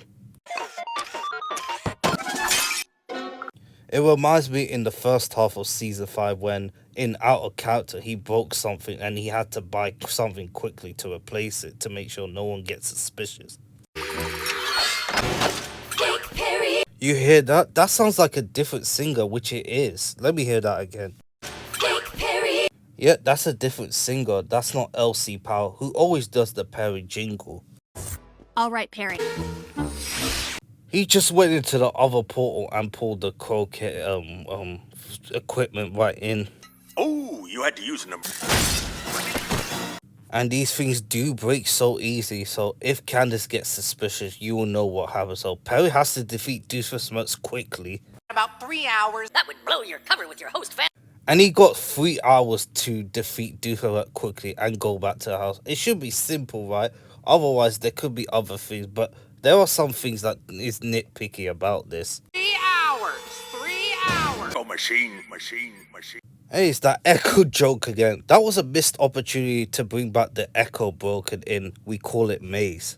As Phineas is about to sing the song, it's called Croquet YA, as it's not a song, the same melody, and sung by Robbie Wacker, who did Football X7 and Hockey C9. And Robbie Wacker has been doing a lot of songs in the revival, like Taking Over from Duplicate, which I did in my breakdown. They're used in old footage, but this is new. This is new. Look at Baljeet's face. This is new. Look at the background of the color. It looks so different. This was also another new footage in Phineas and Ferb with the Hockey Z9. Beaver's wearing his football costume for My Fair Goalie, and while Baljeet's using his gear for Hockey Z9. This setup is similar to the pinball thing that Phineas and Ferb made in Bowl-O-Rama in season 1. I like how it goes up as the portal started to connect with the dots around it as it merges together. This has a cool frame to it. Look at that. As Isabella's leg extended with her normal feet going for her feet from being big to extended right here as she's walking it with a tall thing right beneath her, which is actually very cool. Oh yeah, that was the same pose that Dan Provermide teased it back in August, and now we have it here. Wall of China, haven't seen that since Summer Belongs to You, and also Doof Dynasty. This is not croquet. Why I'm dressed as a traditional Justinian shepherd, right? Because sheep. Doofenshmirtz's plan's always been so silly, and this is one of them. It's about sheep this time. Also, I've taken up knitting. Oh, Perry looks so cute with the sweater. Imagine React Tuna reacts to the season 5 revival and saw that. He will explode. An adorable duck-billed baby. I just said the same thing, Doofenshmirtz. Chiku chiku. Doofenshmirtz really doing that Gucci Gucci Goo stuff again since F Games in season 1. When I was a lad, try counting sheep. I wouldn't be counting sheep. I would be counting stars. To get rid of leg cramps. He has a lot of sheeps in this house. How the fuck did they get in? Probably he uses the window. Beholding my go-to sheepinator! Rehydrate sheep. Dehydrated sheep. It's fun. It's easy. Imagine it happens in real life. Oh boy. Imagine how many sheeps I have in my house. All of Danville to sleep. What? You're giving me that look? And he gives him the look, a funny look at that. He knows his plan will fail again. Hey, what are you? No! This hey, I needed that! You can see the smirking behind Perry's tail as he's about to fight Doof.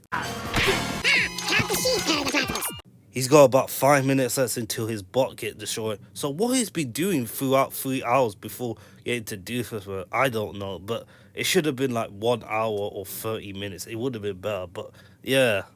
Random sheep boy! Streams chitter every 10 seconds. You can just get out of dodge. You don't need to stand in front of it, Candace. Wait, where are they?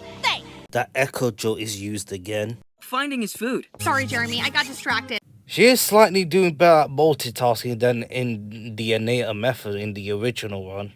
Platypus trial, shrimp flavor, and it has a shrimp logo with platypus. You still need to improve your multitasking, Candace. I did say slightly better. No, platypuses don't do much. We have heard that a lot of say platypus, they don't do much in the original one, but not much here because we already knew.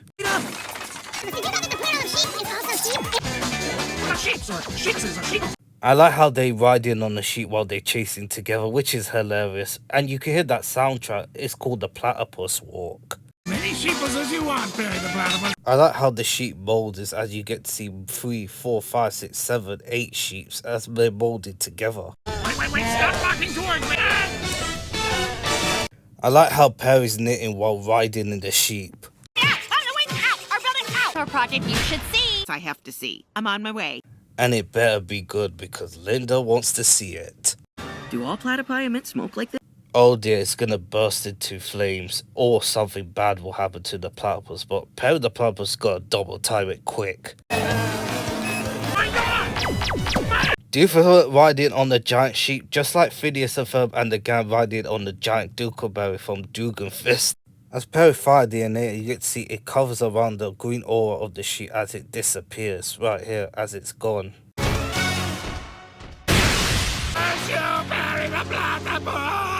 It's supposed to be it all ends well from a Shakespeare, and also Perry the Platypus leaves Doofenshmirtz hanging. I'm a multitasking master. Tasking thing is overrated. They know how to make sports so fun, but Croquet YA is done decently, but it's not really much focus around it, despite the title showed. Time portals and pyrotechnics. 589 sheep. As Ferb and Baljeet counted the sheep as they go to sleep, we're getting tons of Ferb and Baljeet as, for me it's not a shipping, we've seen a lot of friends of each other. After a very exotic day, favorite hardworking assistant. You hear that instrumental song, that's the Luluberry soundtrack of the Quirky Worky song from, was it Escape from Phineas Tower? Was it when Candace was sleeping too? And that reminds me when Candace sleeping the same way that Jeremy sleep in Candyman in season 3. You made it just in time, Perry, but you could have made it a long time ago, but whatever. Yeah, you said it here. And thankfully it explodes under the sofa instead of out the sofa. Too cutie patootie. She said patootie. That name belongs to Dennis the Rabbit. See the footage of Perry? Ooh, absolutely. That's the best way to wake up a person. Just shake him around until he's awake. An entire sheep farm. This is the second episode in the row we see the farmer and farmer's wife, and we did that in the previous breakdown if you want to look, but wow. Liver this afternoon. Oh. And it all ends up well for the farmer and the farmer's wife. I'm starting off with a 2, as it's focused around 3 plots of Phineas and Ferb. The first plot around Croquet YA, with Phineas and Ferb and the friends playing Croquet, as it wasn't focused as much as it is, which is kind of disappointing because of the title, which they could have named it a different title, but the main focus around it is Candace and Jeremy doing a documentary about Perry the Platypus, as it was very entertaining and fun, and the documentary was very interesting, as Perry the Platypus need to get back here quickly before his bot is destroyed and the family will get suspicious, and Doofenshmirtz does it by counting sheep to try to take over the tri-state area, which is here, and there were a lot of fun jokes of it. Croquet YA may not be the spotlight, but the 2 parts of Candace and Perry the Platypus would do saved it. 5 for characterization, as well as Phineas and the gang enjoying Croquet YA as they're having fun together as usual, but the main focus around we get more of Jeremy and Candace together, but this time doing a documentary about Perry the Platypus together, as they do a lot of stuff by feeding him, going around the house together, and it makes it fun as Candace got exhausted towards the end, which is sweet and all. And Perry the Platypus got back in time to make sure that his bot actually explodes at the right time, which does under the sofa, and he fought against Doofenshmirtz with a counter shoot, as the interaction is funny and fun in this episode, which makes it interesting. Visuals, 4. There are a lot of good visuals like the Croquet YA, the song, Perry and Candace with Jeremy together, and the counting sheet while they're riding in. There's a lot of good animation there, not as stunning, but it's still very good. 2 and 5 for importance and entertainment. Total score in this episode is an 18 out of 25. Low on the Duve exercise, which I expect because it is actually still a very good episode, but the Croquet IA title thing is actually a bit misleading, but it's still, we've still seen it, but not quite. It could have been named as a different title, like Hockey Z9 for Your Ice Only, or My Fair Goalie for Football X7. There was different titles, but that's the first time that happened. Another episode written by the father and daughter duo Olivia Olsen and Martin Olsen wrote an episode called Dinner Revolutions, premiered on November the 8th, 2025 on Disney Channel US and Disney XD. Vanessa and Monty bring their warring fathers, Doof and Monogram, to a Meet the Parents dinner. Meanwhile, Phineas and Ferb create a drone show. Sorry we're late. And Uncle Arslan has been mentioned again. The last time was in The Return of the Rogue Rabbit in season 4, but now he's going to appear once we get to there. Look at them vibing in the car, is awesome. And also it's a parody of Hathaway. What is love? Baby, don't hurt me no more. Sick. And I agree with Ferb. You guys do chores? All army of drone. Well, yes. Yes, we did. Just like Candace, every time Buford says something, it easily leads up to be an invention for real. And front face Phineas. And they made a tree of Abraham Lincoln. And they just ruined the tree, but it does go back to normal. I'm surprised the tree isn't pine in the end of Alka-Files. Tangle all these Christmas lights. Just string up our Christmas lights. Oh yeah, her mom, Biffany Fanstorm, and the Christmas lights there. Could this be foreshadowing we could get another Christmas episode or winter episode in the future? Too many Christmas lights and trees in there. Or perhaps Murphy Law got to do with it. Use them to put on a light show. I like how the gang has other problems while Phineas and Ferb can make them into something amazing. Where's Baljeet? Christmassy in there. Another different jingle in this episode. We've seen plenty of them, but this is one of them. And mentioned about Vanessa and Monty up to something. And you know what this means. With our dads tonight. Sworn enemies who will disown us when they find out we've been dating. Well, you have been trying to keep them out from both of them since season 3 in the original one. There are times you nearly got caught in a couple of occasions, but we've seen it all. Now it's going to be revealing the truth. Is very attractive. Serving sweet talk. See, every time I see both of them having a conversation, it is so interesting and so intriguing, which makes it very well for the characterization. Are you rich? Do you have a criminal record? Are you employed? Do you know? Who is your favorite villain? Intimidation tactics all morning. Yes, Dad. I forgot Vanessa's back to her original colour from the original one. It has been changed since Milo Murphy's Law with the different colour, which kind of throws me off, but she's back to her original colour scheme from the original one. No innator. You know he's always going to bring every innator in every episode no matter what. Table itself being an innator. The table turn. Of course, yeah. Top, support, pedal, bass. You always have different types of innators in the table based around it. It looks like he's ready to go. I'm of my table Turninator. That's what I would do as well if I was a greedy bastard like you. And he always mentioned about a lot of food against its submarine sandwich submarine in the earlier parts of season 5. All the lights are attached to the drones in the sky. Now it's time for the show. And we listened to the Quirky Worky song, but this time he has different lyrics about the light of Buford has. This is mad. I had another verse. Why do I said the same thing and they said the same thing? It's just funny. Anyone care where Perry is? Oh yeah, Doofenshmirtz is gonna try and do that trick in the end to get away from the restaurant. As do I, sir. Nobody cares. Carlton's girlfriend for the first time. Monty and Vanessa will be there, as well as Perry the Platypus will be there too at 8 p.m. And that will be a good fruition for him. I couldn't make your Brazilian Jiu-Jitsu competition. Great! And she's doing more fighting skills. She does mention in Agent T14, and that could play around in the future with Stacy and Perry learn about fighting skills with each other in the future, which could play a huge part. And that's going to be excellent. Hopefully in the end of season 5 or in season 6 in the future. Hopefully.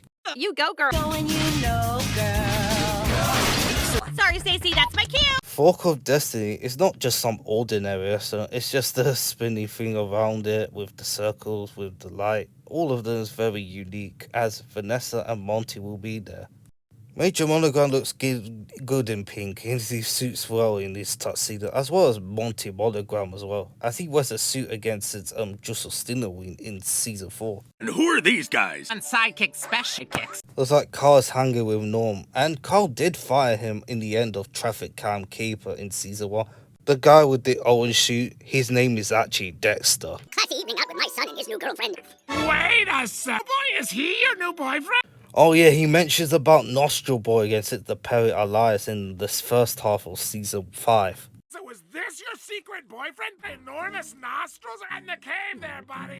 And side note, I think Vanessa should have had a different dress. I don't mind the black and all, but it kind of looks kind of simpler, but it could have been done better. His name is Monty, Dad. Smells like a setup. And well, Major Monogram knows it will be a setup, but that's not what you think. Sorry, Dexter. It's okay. He has a C with a cape on it. Is that the Chicken Man?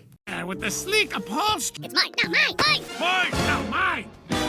Perry the Gotopus looks good with the tuxedo, as it is disco, which I checked in the color palette. And Perry the Platypus is asexual, as we see it. And he's wearing pants this time. And the last time he wore the suit was in Happy New Year, and he wasn't wearing his pants. That kind of bothers me for it, but finally... You joining friends? Very good, sir. You gave your number to? Girl can dream.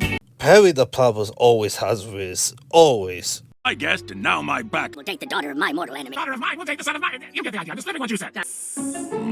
I really like how Monty Monogram and Vanessa are mature about the situation, while their fathers, Major Monogram and Dr. Heinz Duther, are really growling and hissing each other, which is a bit immature for a grown man, which is funny. I'm Ronaldo. The guy with the black suit with a different tie is Ronaldo, not Ronaldo. Perry the Platypus, could we have a word? Ruining Vanessa's night. And Perry the Platypus and Duther having discussion in the toilet, which is hilarious. And that won't be the last, because everyone's going to be coming for Perry the Platypus to have a discussion about something. Fake alien invasion. Says the one who tried to do that in Ladies and Gentlemen Max Moldham. I go in there. You call me with an emergency. Doofenshmirtz is clearly using his daughter as a pawn to infiltrate Alka. Well, Doofenshmirtz did try to infiltrate Alka in West Perry Part 1, but unfortunately it hits Evil Carl, but he's gonna try and do that again. Would he? Should have done Taco. I think they look cute together. Thank you, Carl. At least the one who speaks the most sense, but many of them do. Making a huge mistake. Girl better wake up, Astro. Taking him through a car. Uncle Oslo, what are you doing here? Absolutely unacceptable situation. I'm stealing your seat, Francis. You should not have gone in the toilet, Francis, because Doofenshmirtz is gonna use his seat. Hold me back, Norm. Man, Norm always hugging him tight. We've seen that in the original run at times. Ooh, that suit is gonna go in the washing machine. Well, your mustache being smoked up by fire. Luckily, you didn't lose all of it, just like in Bend It Like Doof. You know, Vanessa. That is the first time Major Monogram calls Vanessa's name. He never calls him that in Summer Belongs to You when they actually first met, which is understandable, but I like how Vanessa and Monty act mature in this situation. Firecracker, shoot right at mine! Now mine! And you thought both of the fathers are going to get angry at Vanessa and Monty for dating each other, but it's actually the other way around, which is interesting.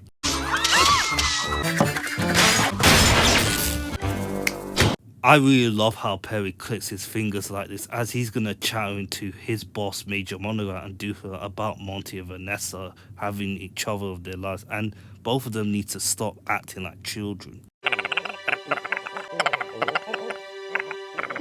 D. Bradley Baker knows how to do the chattering sound, but he's just awesome at doing everything, including every animal in Phineas and Ferb. Who are we to stand in the way of young love? And they understand it now. Vanessa and Monty are having a good time, but you two are being immature adults, and they're trying to do everything they can to have a fun time. I really like Perry the Gotopus sort out the situation. Good platypus. Baby, I am. Alert! Alert! Hey, there's Brian, the driver license guy from the Candace License to Bust episode. Hey, there's that lady again from the glasses from the aquarium episode in the end credits, and the man with the pink scarf. I recognize that guy, but I don't remember. Let me know in the comments down below. The song is called Getting Dizzy, Light It Up, as Vanessa does sing the song but not on screen, as Olivia also produced another banger for herself.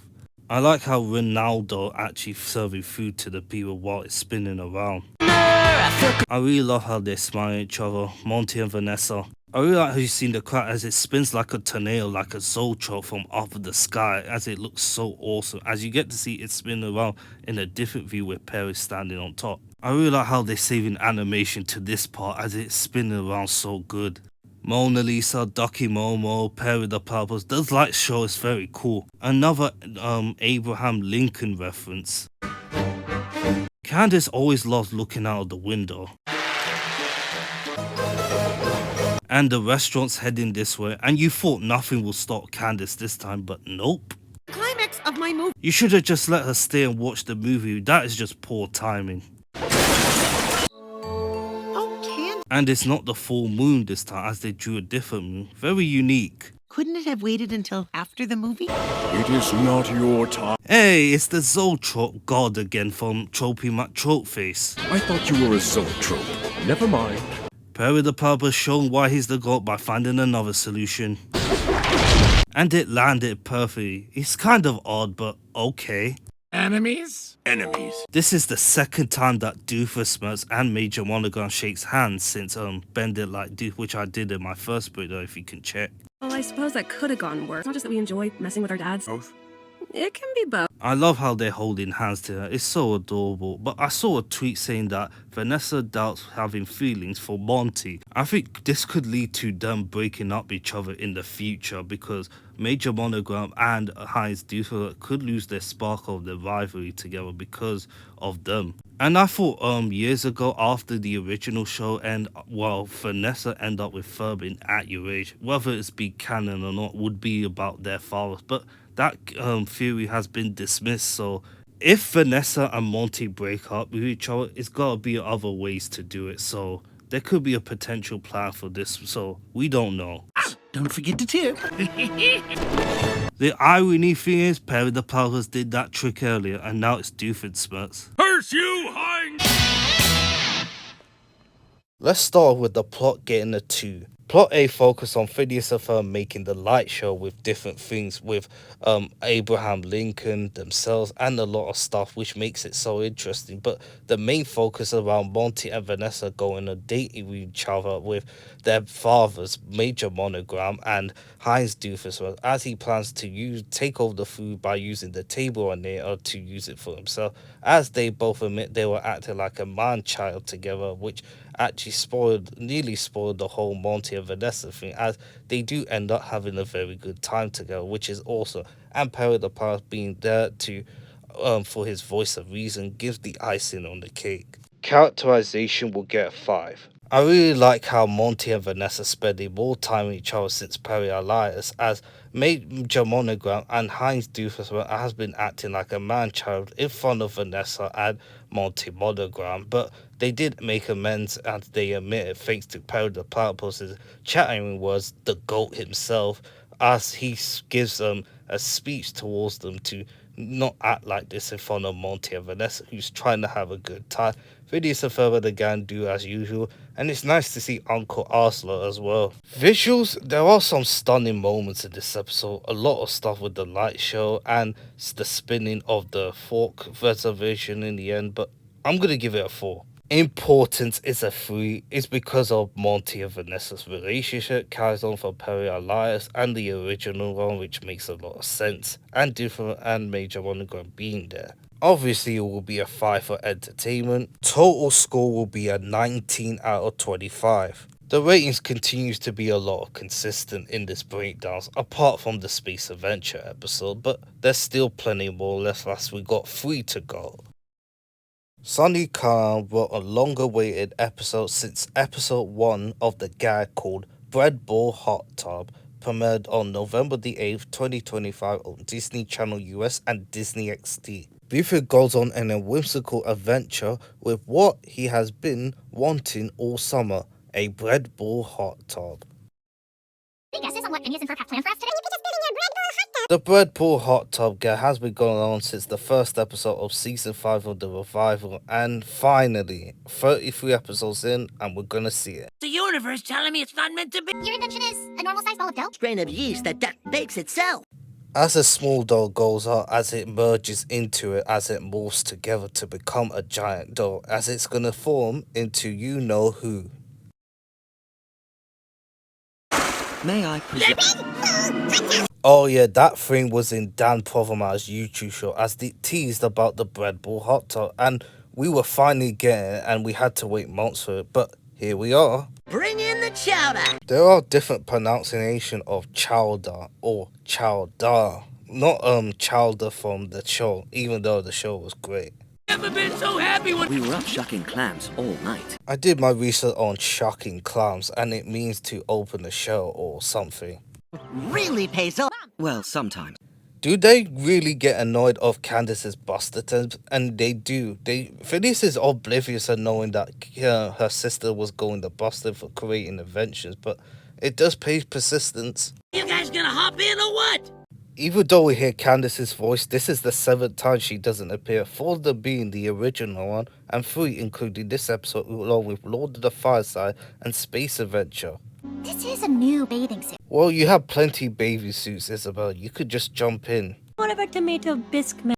I'm more of a mayo or hot sauce man. Your soup. I like how Phineas and Isabel pretended to smile while Baljeet is concerned about us because they do not want to get covered in soot right there. We'll see that quote in the end. That's how we should have started some. But Candace decided why not build them all, which is actually better, by the way.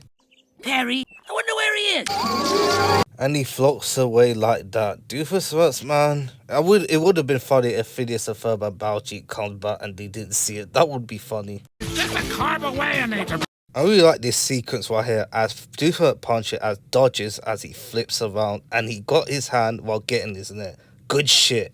I was making a sandwich. Where'd all the bread go? Pardon me for making healthy life choices. This is another episode where he tries to take food, and one of them being submarine sandwich, and this breakdown in the previous episode. Hey, walking, buddy. Was that too mean?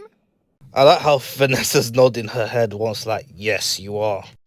Guys, bye. Buford's in a lost island somewhere, just like Phineas and Ferb, Isabella, and the Finn Fletchers in My Swiss Family Phineas in Season 2. As I think about it, this is the 2nd time that Buford is stranded on the island. Remember in Summer Belongs to You, he was stranded with Phineas and Ferb and the gang. Feeling we're not in the backyard anymore. You know that's a Wizard of Oz reference, and that reference was used again in Wizard of Oz. Perry, I don't think we're in Danville anymore. But my stomach is rumbling. Chowdina. Chowdina is actually named for Buford for the bread ball hot dog, and she will speak once we get to that. Chowder in you. I don't know. Of course he put a skull in his shirt, because why not? Moms always come out on top for it. The instrumental version of Out of Tune was it when they got up and danced away. In my mouth. While Buford speak, you can hear the water effect. Nice for the sound people to do it. Oh, I'm a jumper. I could have eaten a coconut. Oh, Buford, but I'm sometimes like that. I would just want to eat the rest of the food, but I don't want to, and I could have ate it. Sorry to come back empty-handed, Chowdina. Oh, Buford. Beauty of nature lies in harmony.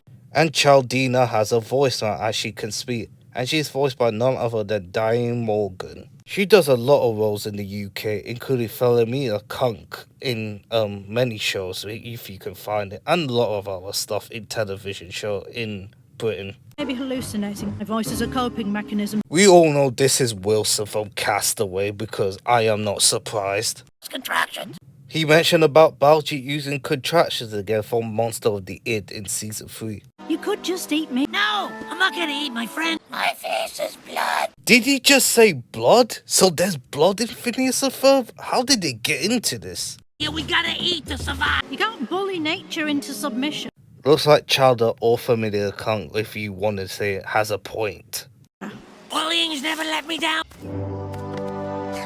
Look at the waterfall with the paths with the green on it, and the reindeers and everyone else. It's designed very well. Boy out in the... Buford singing a song called Common with Nature, as sung by none other than Buford, as the songwriting session with Dan Pomeroy with Sophia James as it reveals on the show, and I'll put in the link down below to check it out. The rest of them are funny, but SOS really is a signal for help. ASAP, OMG, and LOL with a sad face emoji. That's funny. You really made the ball angry and you could have dodged it. I really like how the flowers levitate around Buford, and also it's a reference to Snowdrop, the Snow White, Cinderella, and Sleeping Beauty. Also, that's a reference to the Little Mermaid. Buford with the seaweed? Remember when he was fighting the octopus with the seaweed in Spa Day? You too, Buford. Buford, you're just hallucinating again. And it's funnier that way. And Chowdina! Do not worry about me. If I was Buford, I would have ate the bread ball hot tub for survival, but it's just that he just loves it. It's just part of nature. The law of nature. You must accept this. You went back to bullying just to save me? That's what he does, but if Buford was stuck in the island with Phineas and Ferb and Isabella and the gang, what would he choose? The bread ball hot tub or Phineas and Ferb and the gang? I wonder what if. Oh yeah, this was the animated version of this version of the bread ball hot tub in full chain animation. I always hear that dolphin sound effect from anywhere. I really love the water animation as it goes wave and wave in different frames. Look at that, the octopus playing card with Buford, and there's a shell right there with volleyball Wilson, whatever you call it. Of course, you gotta have sharks in, and it's very similar to the theme song of Jaws. I like how Buford's trying to fight back against the shark who's been eating the log while he's trying to escape. I really like how the water animation is done very well in this episode. It looks so fluid. Make it through somehow. This should help. He really wants to protect that bread ball hot tub even though he's about to be destroyed. Look at the wave of the ocean where Buford is standing far away. This is gonna, Shame! Shame! I thought he was gonna say shame, shame over again like Game of Thrones. Doofus is a Nader's gonna levitate him, that's saving him. Buford's heading back to Danville all day because Chaldina. Look at the skyline of Danville, the buildings far away. Reminds me of that scene in Mary MacGuffin doll episode. The call of the carbs was too strong. Shouldn't have built a reverse switch. I really feel bad for the people of Danville. He's really stealing breads from anywhere. And now people won't buy bread because of him. Wait, I was wrong. Please come back and thwart me. He just wants Perry the Platypus to thwart him. This is like begging for it. Reminds me of that episode. Thwart me, Perry the Platypus. Sure, let's chalk it up to friendship. I really like you can see another view of the buildings of the tri-state area. Reminder, you just have a self-destruct button. You keep forgetting, Doofus. You can be smart and dumb, but many times you are dumb. I guess I could have just done that myself. Do you know what's funny as fuck? I said the same thing too. I appreciate you. You back. We'll find a way. He still really cares about that big bread ball hot tub. You could just make another one. Just let it go.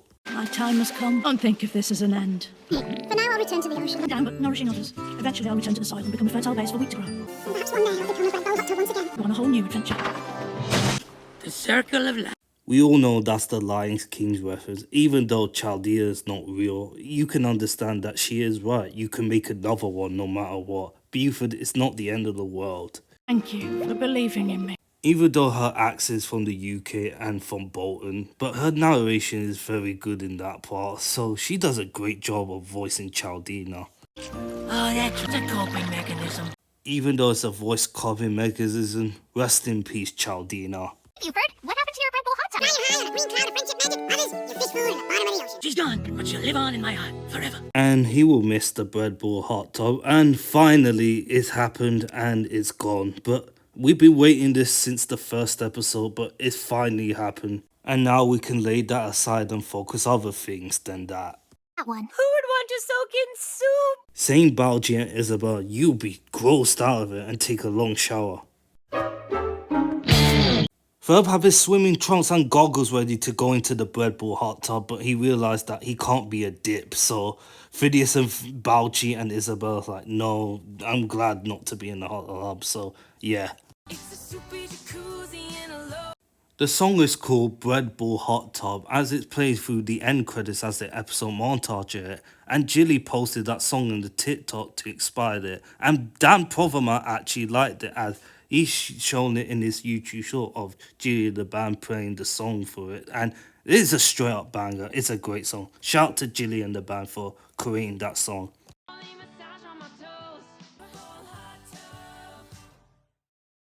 We finally got that bread ball hot tub after the first episode about Buford wanting it, and now we got it. The plot will get a 2 though. This is the first ever episode of Phineas and Ferb where it's focused around Buford, as he does get mentioned, but it was around the gang, but the mostly focus around Buford, who's been the star of the show of season 5 so far, and the focus on him with the bread ball hot tub. But he landed on an island trying to fight for survival and embrace nature, but realized that he's speaking to Chaldina, who has a voice mechanism. So him and Chaldina found a way to get out thanks to Doofus's Nater causing it to levitate as he's been taking breath for it, which is very interesting, but not much is it compared to mostly because of Buford and Chaldina scene, as Chaldina says goodbye to Buford, as he will regrow one day, but it is a bread ball hot tub, but he cares about the bread ball hot tub, but not much focus on Phineas and the gang too, as they don't want to get into the bread ball hot tub, except Ferb. Characterization, 4. It's always been pretty consistent with a 5, but I'm going to give it a 4 because it's mostly focused on Buford and Chaldina talking to each other as he embraced nature, which is the interesting part at least, as well as Buford eating bread to fill up his calves while Perry the Platypus stops him as Buford begged, and it worked. So Buford saying goodbye to Chaldina, which is interesting, but Phineas and Ferb, Balji, Isabella do not want to get in the bread ball hot, except Ferb in the end, which we see, but they kind of phoned in for a bit, but it's not really their fault. It's just not out of character. It's just not quite as the characterization as strong before, but no issues there. Visuals will get a 5 though. It's a bit slow paced, but it's done very well with the animation, with Buford singing the song, the bread ball hot tub, the animals on the beach, and a lot in the island. Different animators, a lot of stuff happening in the anime, which is stunning, including the water animation. Importance is a 2.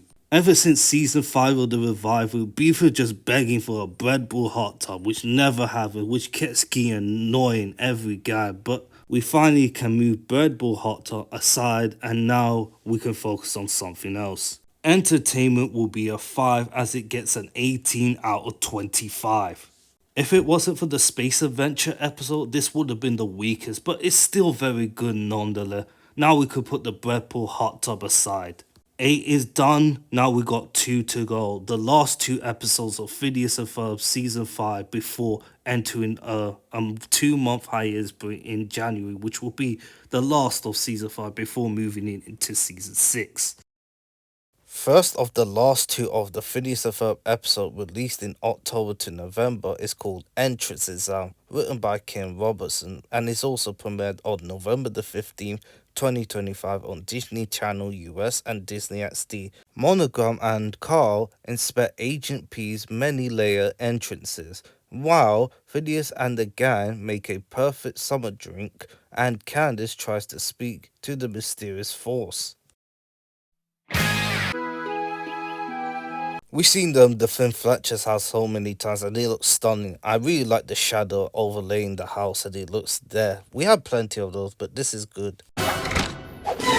Perry's hat magically appears, as well as Major Monogram and Carl's hands moving in a different direction as it magically appears, which it throws me off right there. While Doof is away on vacation. Looks like we won't get a Doofus versus Perry battle, just like many episodes. It's a good way to written out an episode, focus on the Perry's lair right here. And look at the layers right there. The last time Major Monogram went to Perry's lair was in Giant Ants when his lair was broken, the screen.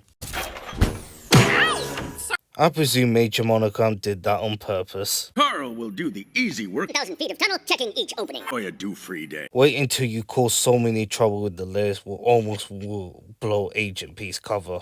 I'm on vacation! You missed. And Doofus in vacation, relaxing as usual. And the soundtrack you hear is the instrumental version in the Phineas and Ferb Hawaiian episode.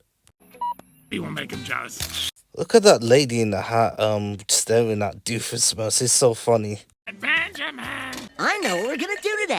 As they're drinking iced tea and lemonade as they're going to test it for an invention, you ask to front-face Phineas. Lemonade iced tea. Lemonade. And they mention lemonade again, just like from the lemonade stand. And look at Balji and Isabella's eyes going towards each other as they're gonna face each other. It never happened before. It's usually Isabella and Buford, but Balji and Isabel, wow. Gotta have Gwen! Do a taste test to find the perfect tea to lemonade ratio. Another front face. Insert yawn here. Proceed. Candace will know, but it would have been better if she watched them do something closely. Every time she walks away, Phineas and Ferb would do something dangerous. Why are you holding your tongue up while you drinking iced tea lemonade? That's Quench! Quench! Gotta make enough for everyone. I like how they're trying to find a ratio of calculation of the lemonade iced tea for the right equation to make sure everyone can have it. Oh, look at that front face. It looks weird. And Phineas' invention looks unique. You get to see the lemonade, the ball thing inside of it. It looks a round circle around it. It looks so good. I really like how we're getting Phineas and Ferb inventions. Despite lack of it, it's still good, but I'm glad we're getting it. Nuanced palette. My girl to secure the high society patch. Check. Finabella breadcrumb. Nice. Quenchability. And Buford's wearing a blue suit for his treadmill for Crunch. I remember there was a WCA vote with Andrew doing the same thing back in 2021, so this predicted everything. A 50-50 blend. 5 out of 10. Quenched! I like how they tested it to get the right ratio of the iced tea lemonade and front face Phineas. Sweetener. Try 37% more. I really like how you can see the numbers of the equation trying to make sure the iced tea and lemonade are balanced. Entrance check. Book. He's reading a magazine about mustache mode. You have must-have, mustachey and stash. Keep it going, Carl. I really like one is blinking as you get to see many. 1% and 99 to go, so he's got to do a lot as we're going to see the montage of it. We got one in the garbage can. While Carl checks on the layer entrance system check is actually the song by none other than Robbie Wacoff, who did Let's Take Over in Duplicate, but they could have get him back to do Croquet Wyatt, but this song, really? Luckily, Candace couldn't see that, as it's going to consume her about the mysterious force when we get to that. I really like how Perry gives thumbs up to Carl for checking the entrance. I think it's around over 30, 35 or 36, so Carl still needs to complete it. 2 animal agents here, including Agent Moose. You recognize this guy? It's Scott the Undergrounder from Milo Murphy's Law. I just spotted it straight away and I was like, when I first watched this, I was like, is that Scott? And I rewatched it again and it is him.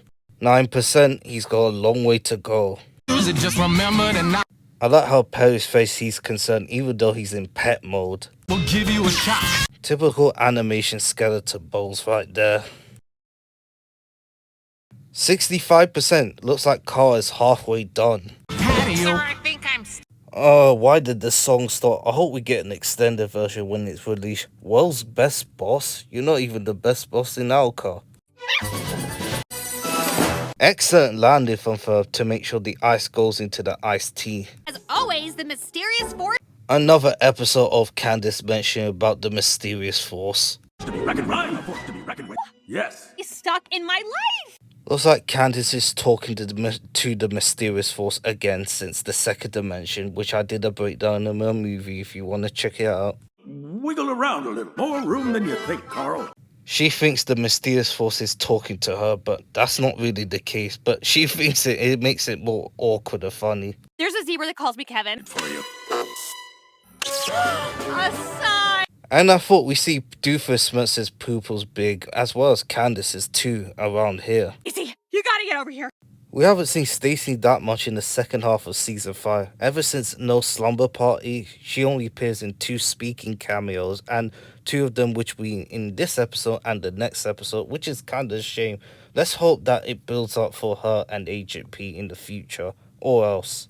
To Psycho Ward, Head is Invisible, 50-Foot Ferb, Palkin Vikings, Mr. Force talking through plumbing, Talking Zebra, Mom is on the moon, Parsnip poisoning, which is a reference to parsnips, which Candace is allergic to in season 1, and Pitch Ducky, we can't see it.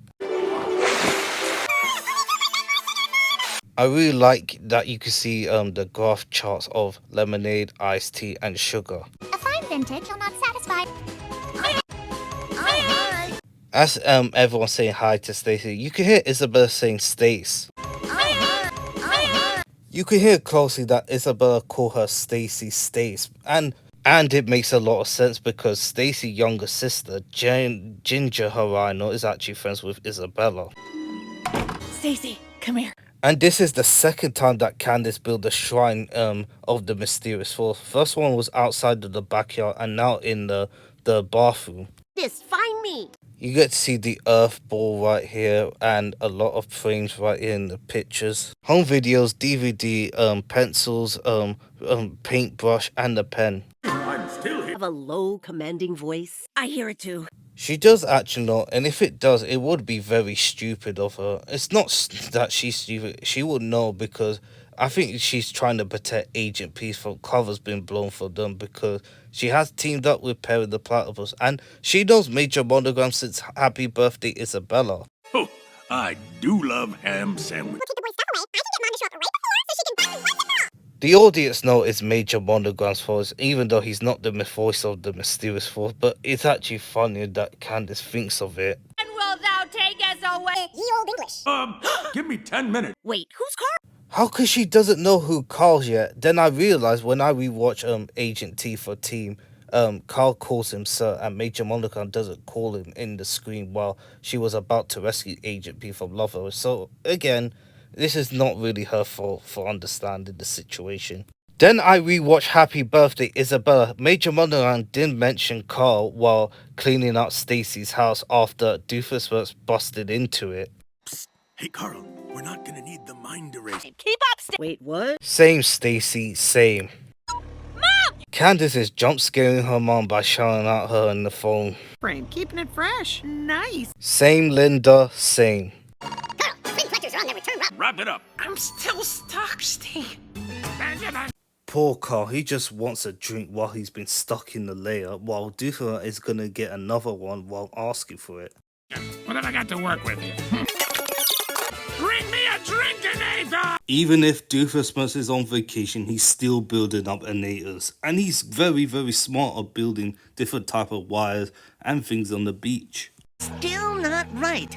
Not quench. Kind of fun, too. Isabella looks so exhausted by drinking the iced tea. Look at her sweating her head around. Someone less picky. You calling me picky? If the pink ball fits. We had the beginning with Isabel and Baljeet staring into each other about iced tea lemonade. Now it's happening again, but nice to see Phineas intervene. You guys, with all due respect. I like how Phineas trying to be positive in the situation, but it's not going to work. Another of front-face Phineas. And they still argue about which ratio does iced tea lemonade with sugar mixed together. 10-point up? A perfect summer bev. And Ferb just solved it by putting a leaf in there to solve the perfect iced tea lemonade. And he does it. He's just a man of action once again. What in the world, man? There's nothing a hint of mint can't improve. 2 minutes. I'm surprised that Candace is in Phineas and Ferb room just to look out for Linda and Lawrence to come back home. Oh, what's my mysterious force name? I can't even see you. As you can see, Major Monogram pops so quickly in, which is weird. Can get it to dislodge me. Look at you kids with your little stand.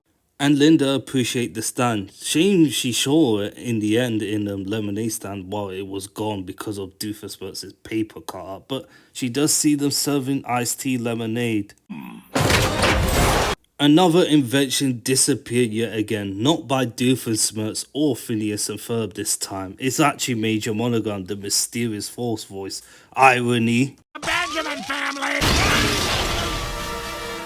Ironically enough, Major Monogram's pressing the red button while Phineas and Ferb's invention destroyed Doofenshmirtz in it, but at least it comes from a good price.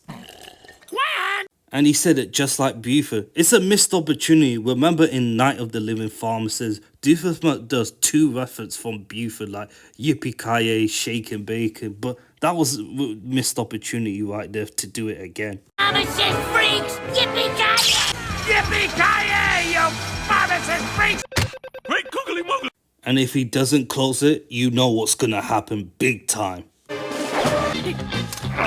Yes, Rip Perry. I haven't seen that since the Ballad of Baba Doof when he was in the bathroom doing his flexing his muscles. No! Serious Force, what? You really believe the mysterious force is talking to you? Candace, man, you really are becoming unhinged every single time you're trying to boss. It's kinda like, yeah, from the original one. And he worked so hard to keep the entrances layer as he completed it. Carl deserves to be paid big time. It said 0.1% around the international world. Poor Carl, man. I will be tired of this shit. I don't want to hear about it. Curse you, Mysterious Force. Tell him, Carl. Entrances, it was very, very well thought out. The plot will get a 3 though. I was about to give it a 2, but there's a lot of good elements in this episode as Carl focuses on working on the entrances as he checks, as he does it before Lawrence and Linda comes back to their house. And I really like how Candace and Stacy interacts the mysterious force as she thinks that the mysterious force is talking to her. Well, it was talking to Major Monogram and Carl as they discussing about the entrance exam, as a lot of things going on in here. Difference is not fully written out of this episode, even though he doesn't take any part as he's relaxing on vacation. But I really like Phineas and Ferb and the gang trying to get the balanced idea of the ratio of iced tea, sugar, and lemonade, as they were arguing a lot with Isabella and Baljeet was going face to face with each other, and they tried a lot of things which didn't work, but until Ferb puts a leaf in it, and it started to work as they become quench, which Buford said. Characterization will get a 5. I really like how we focus more around Carl and Major Monogram, as even though Major Monogram's kind of being an arsehole to Carl, just as always, Carl does the hard work by checking a lot of entries around the film fletchers and around the neighborhood from there, as he has to do international, which is exhausting. I would have left Alka, but he does become commander in the future. And I really like how we see Phineas and Ferb, the gang, testing out the lemonade iced tea, and a lot of things that were going on with Isabella and Baljeet were not happy with each other as Ferb solved the solution. And Buford's catchphrase of quench, really liking that. I really like how Stacy goes to Candace about the mysterious force as she thinks she was talking to her, which is actually Major Monogram Carl, which is also the funniest part in this episode. So everyone else is well written. Visuals, it's a 5. It had a lot of great visuals in this episode. The Phineas and Ferb invention where they make iced tea and lemonade, the song of System Check, which is fantastic, the entrances that Carl has, and the mysterious force talking to it is amazing. There are a lot of nitpicky I have with the animation being weird in some frames, like Major Monogram appearing much, and Perry's hat actually appears from absolutely nowhere. There are some nitpickies there, but it doesn't distract you the fact you can get lost in this. Importance is a 2, and entertainment is another 5. 20 out of 25.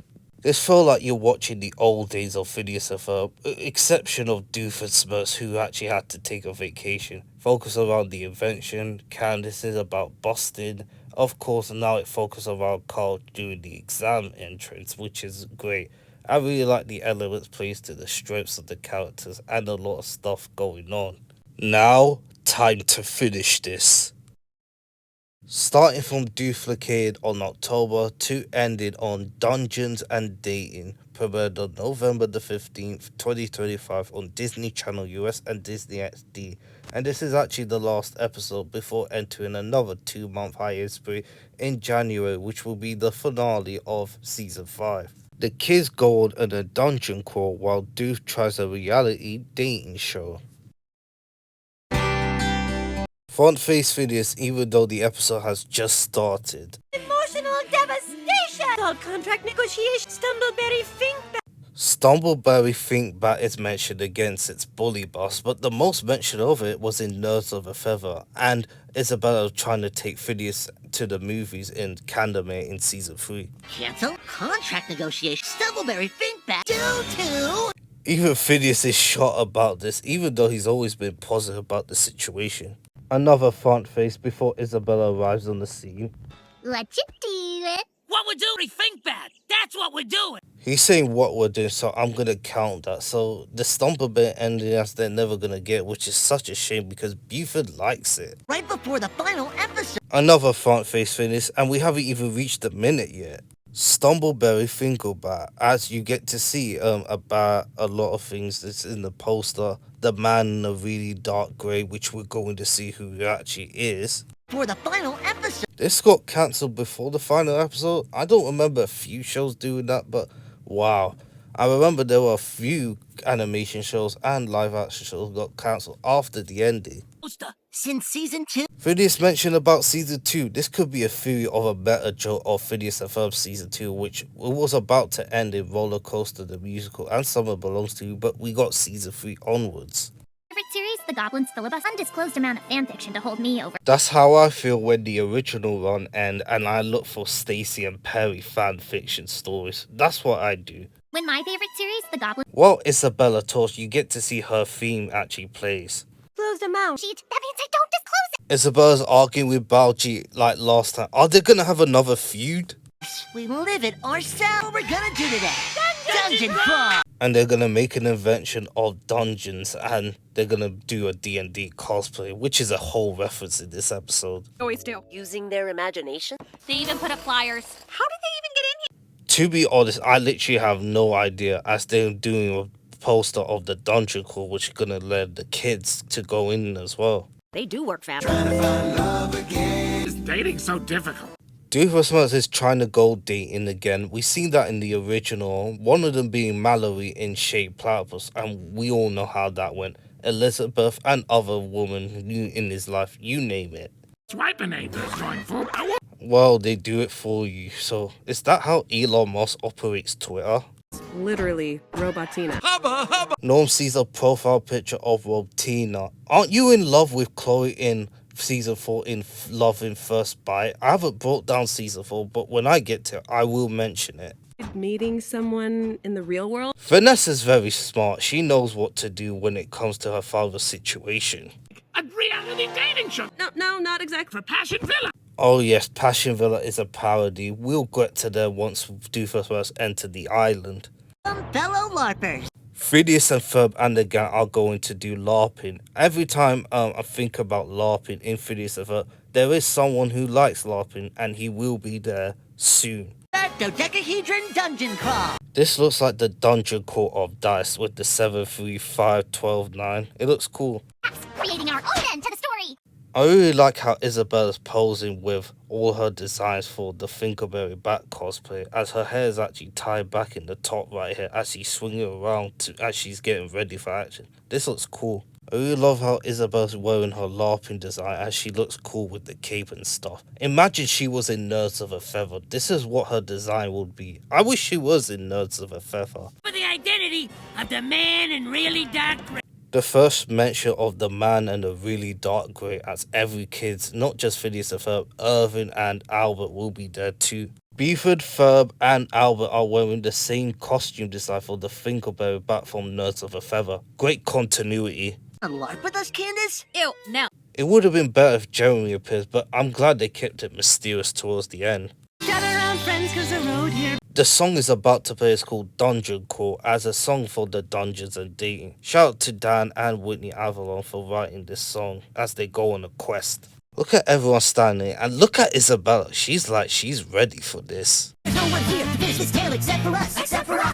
Oh yes, that scene. This was 6 days before it was after it was premiered, and Dan Pomeroy did a video how it had to reanimate this pose of Phineas right there, and just like similar to Duplicate when he became a spinning top. I'll show you the video. Phineas and Ferb, and it had this scene in it. There's no one here to finish this tale except for us. Except for us. Just doesn't work to me. He doesn't feel like he's stomping at all. It just feels like he's sort of walking forward like this. He's going back and forth, but he's not going up and down. And his head is going like this, which is just irritating to watch. And I looked at the poses we sent them, and they were sort of following the poses we sent them. So I said, I've got to do some more poses to make this work. And so I did this. There's no one here to finish this tale except for us. Except for us. You'll see that when he steps forward, his foot goes way up, and his back leg goes straight so that his whole body goes up.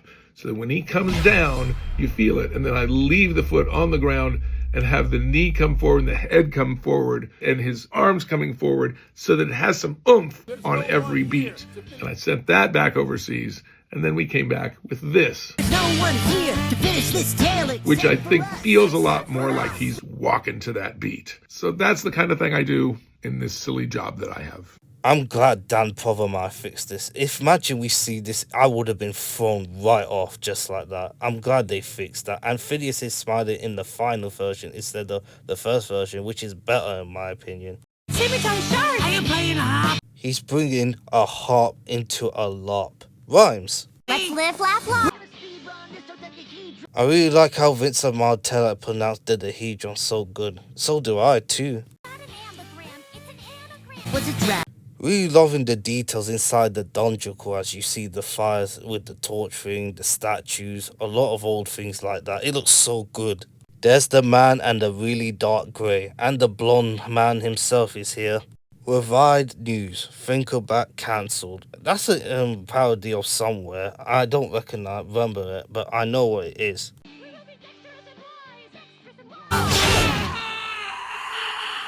And Buford is trapped. Can you imagine though?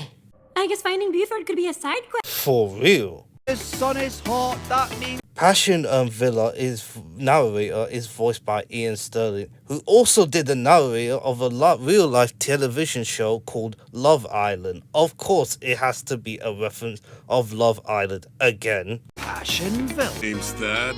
Of course, you can't have a Love Island with a person introducing themselves in front of the camera. I'm Theo. Evan. This is literally the best joke in this episode. Evan saying and calling himself Evan as he introduces as Evan, talks about Evan, makes about Evan, whatever it is about Evan. I'm high. It's funny. Doofus was introducing himself and he got cut just like that. I'm over here. I like how Isabel's leading first, and this was seen in the promo before this episode came out. This way. All 4 tunnels. They know that it's traps, as one of them has to be the real thing. And front face Phineas. Another one. Even though they build the invention, it is very dangerous, and Balji is the last one to run, as he does get out of here. For specific vocal frequency, he is that way. Every time I think about Passionville, it's Love Island. Look at all these men flexing with these chicks. We've seen that evident in Love Island, in real life. So full of themselves, there's barely room for me. The blonde woman is Suzanne, and she's voiced by Kelly Dempsey, who voiced the receptionist in A Chip of a Vet. Evan.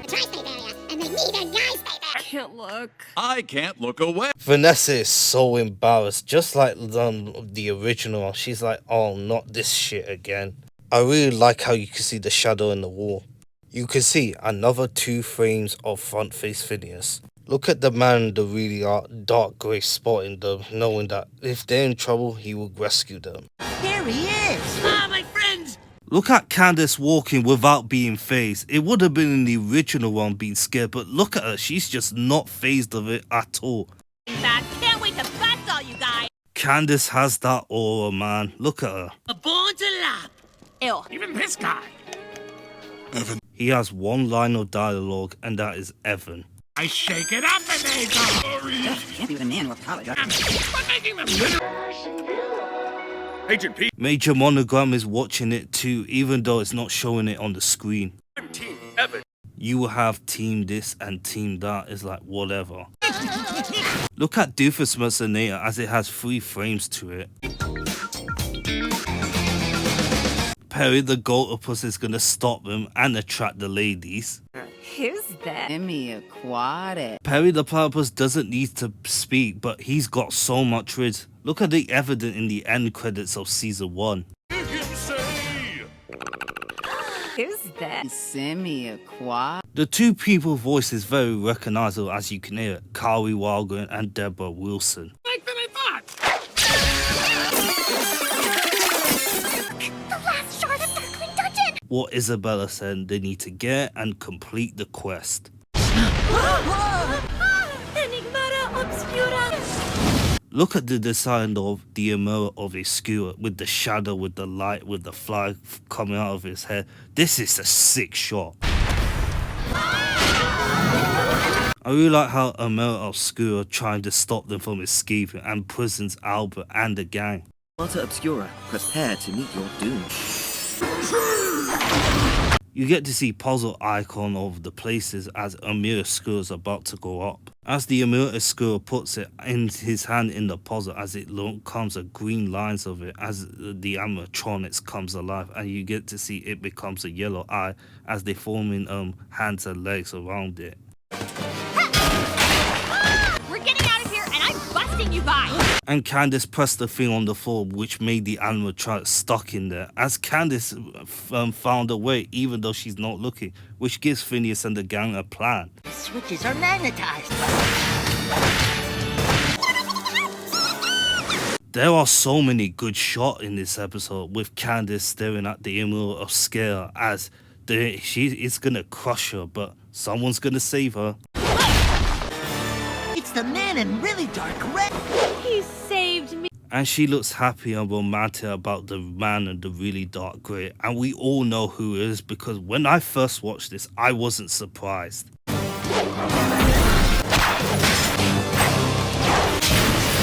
I did my research, and fire can penetrate armor, but I think the man and the really dark grey is wearing iron, which is the reason why he barred past it so easily.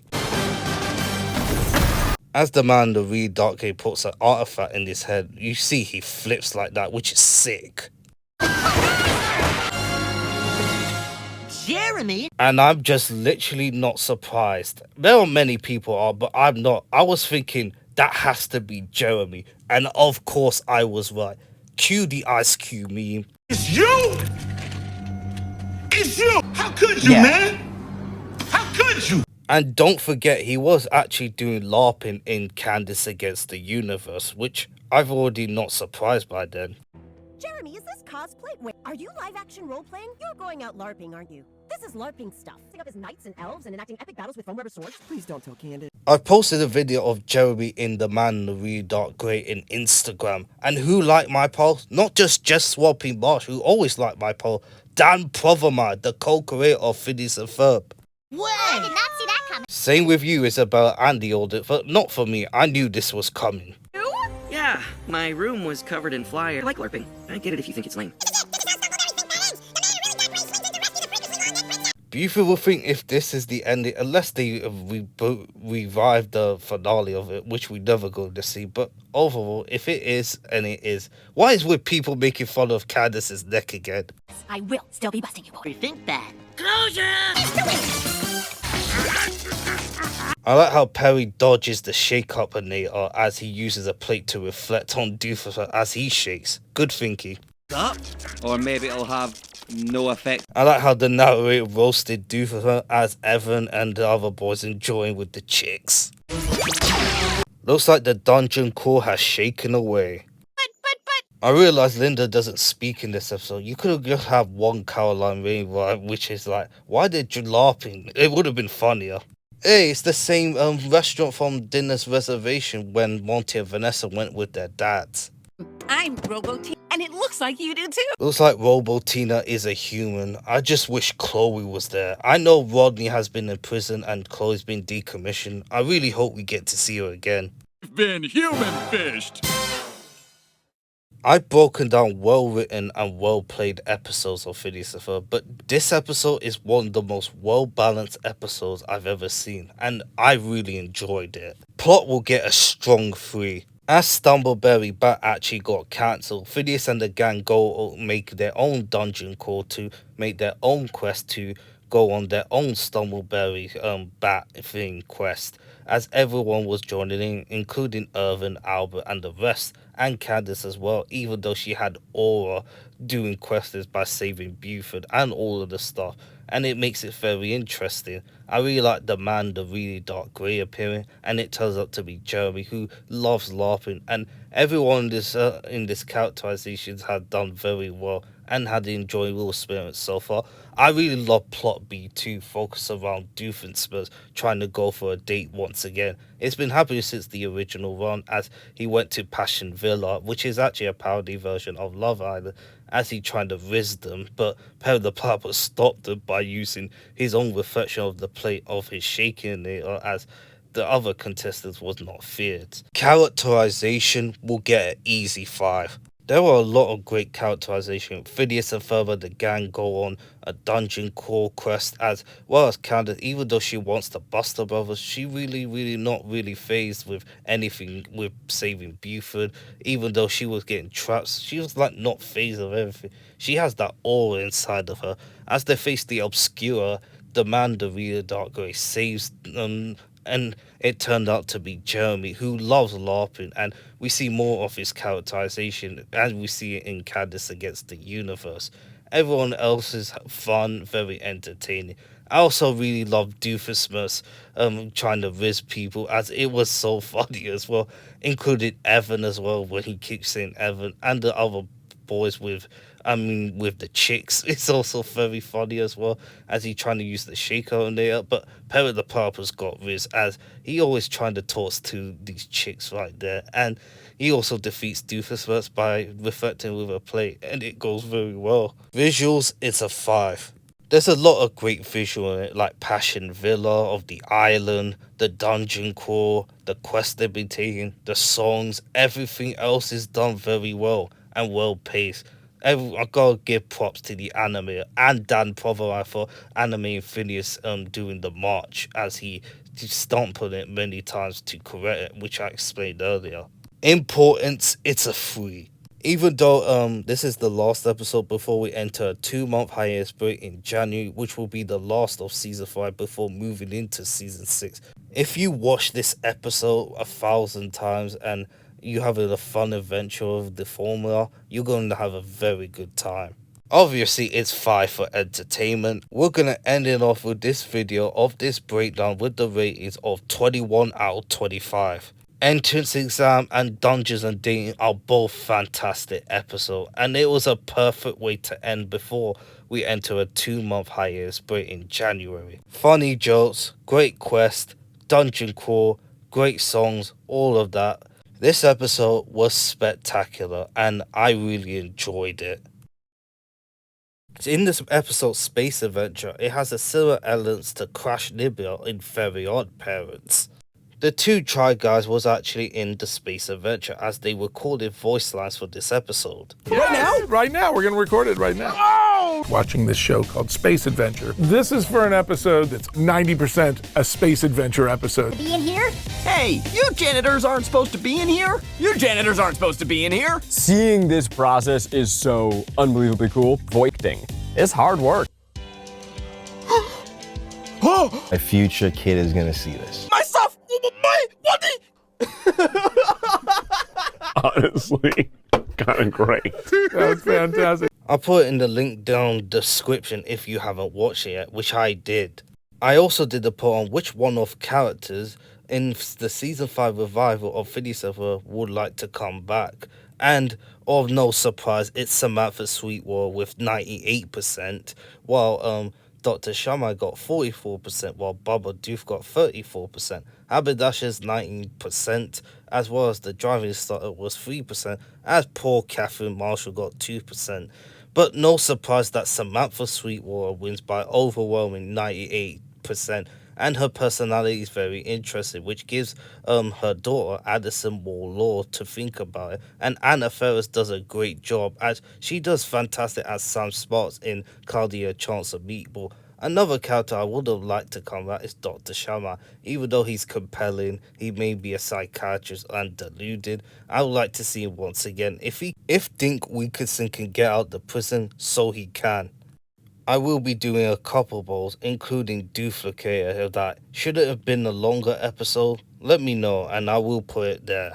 It has been a great adventure going through you guys in 2025 throughout season 2 to season 3 to season 5 breakdowns, and I will be doing season 4 next year. It's somewhere between February or March, so And yes, I will be doing the production order of season 4, the last of the original one, but there are some things I'm gonna mix out to make it the chronological order, and I will do a video at one point to know which takes place then and that and whereabouts. And I will be doing the season finale of season 5 of Phineas and Ferb in January once we get to that, with the last 4 slots to complete of it. And I will be doing the charts for season 5 of the revival to see how it's gone. I want to say thank you so much for supporting me for these videos, for looking at my breakdowns and all of that stuff, as we're looking forward to next year as we're going to continue from that. If I don't upload in December all the way to January for the season 5 revival, I want to let you know that have a happy Merry Christmas early, and also a Happy New Year if I don't see you guys again. But until then, see ya.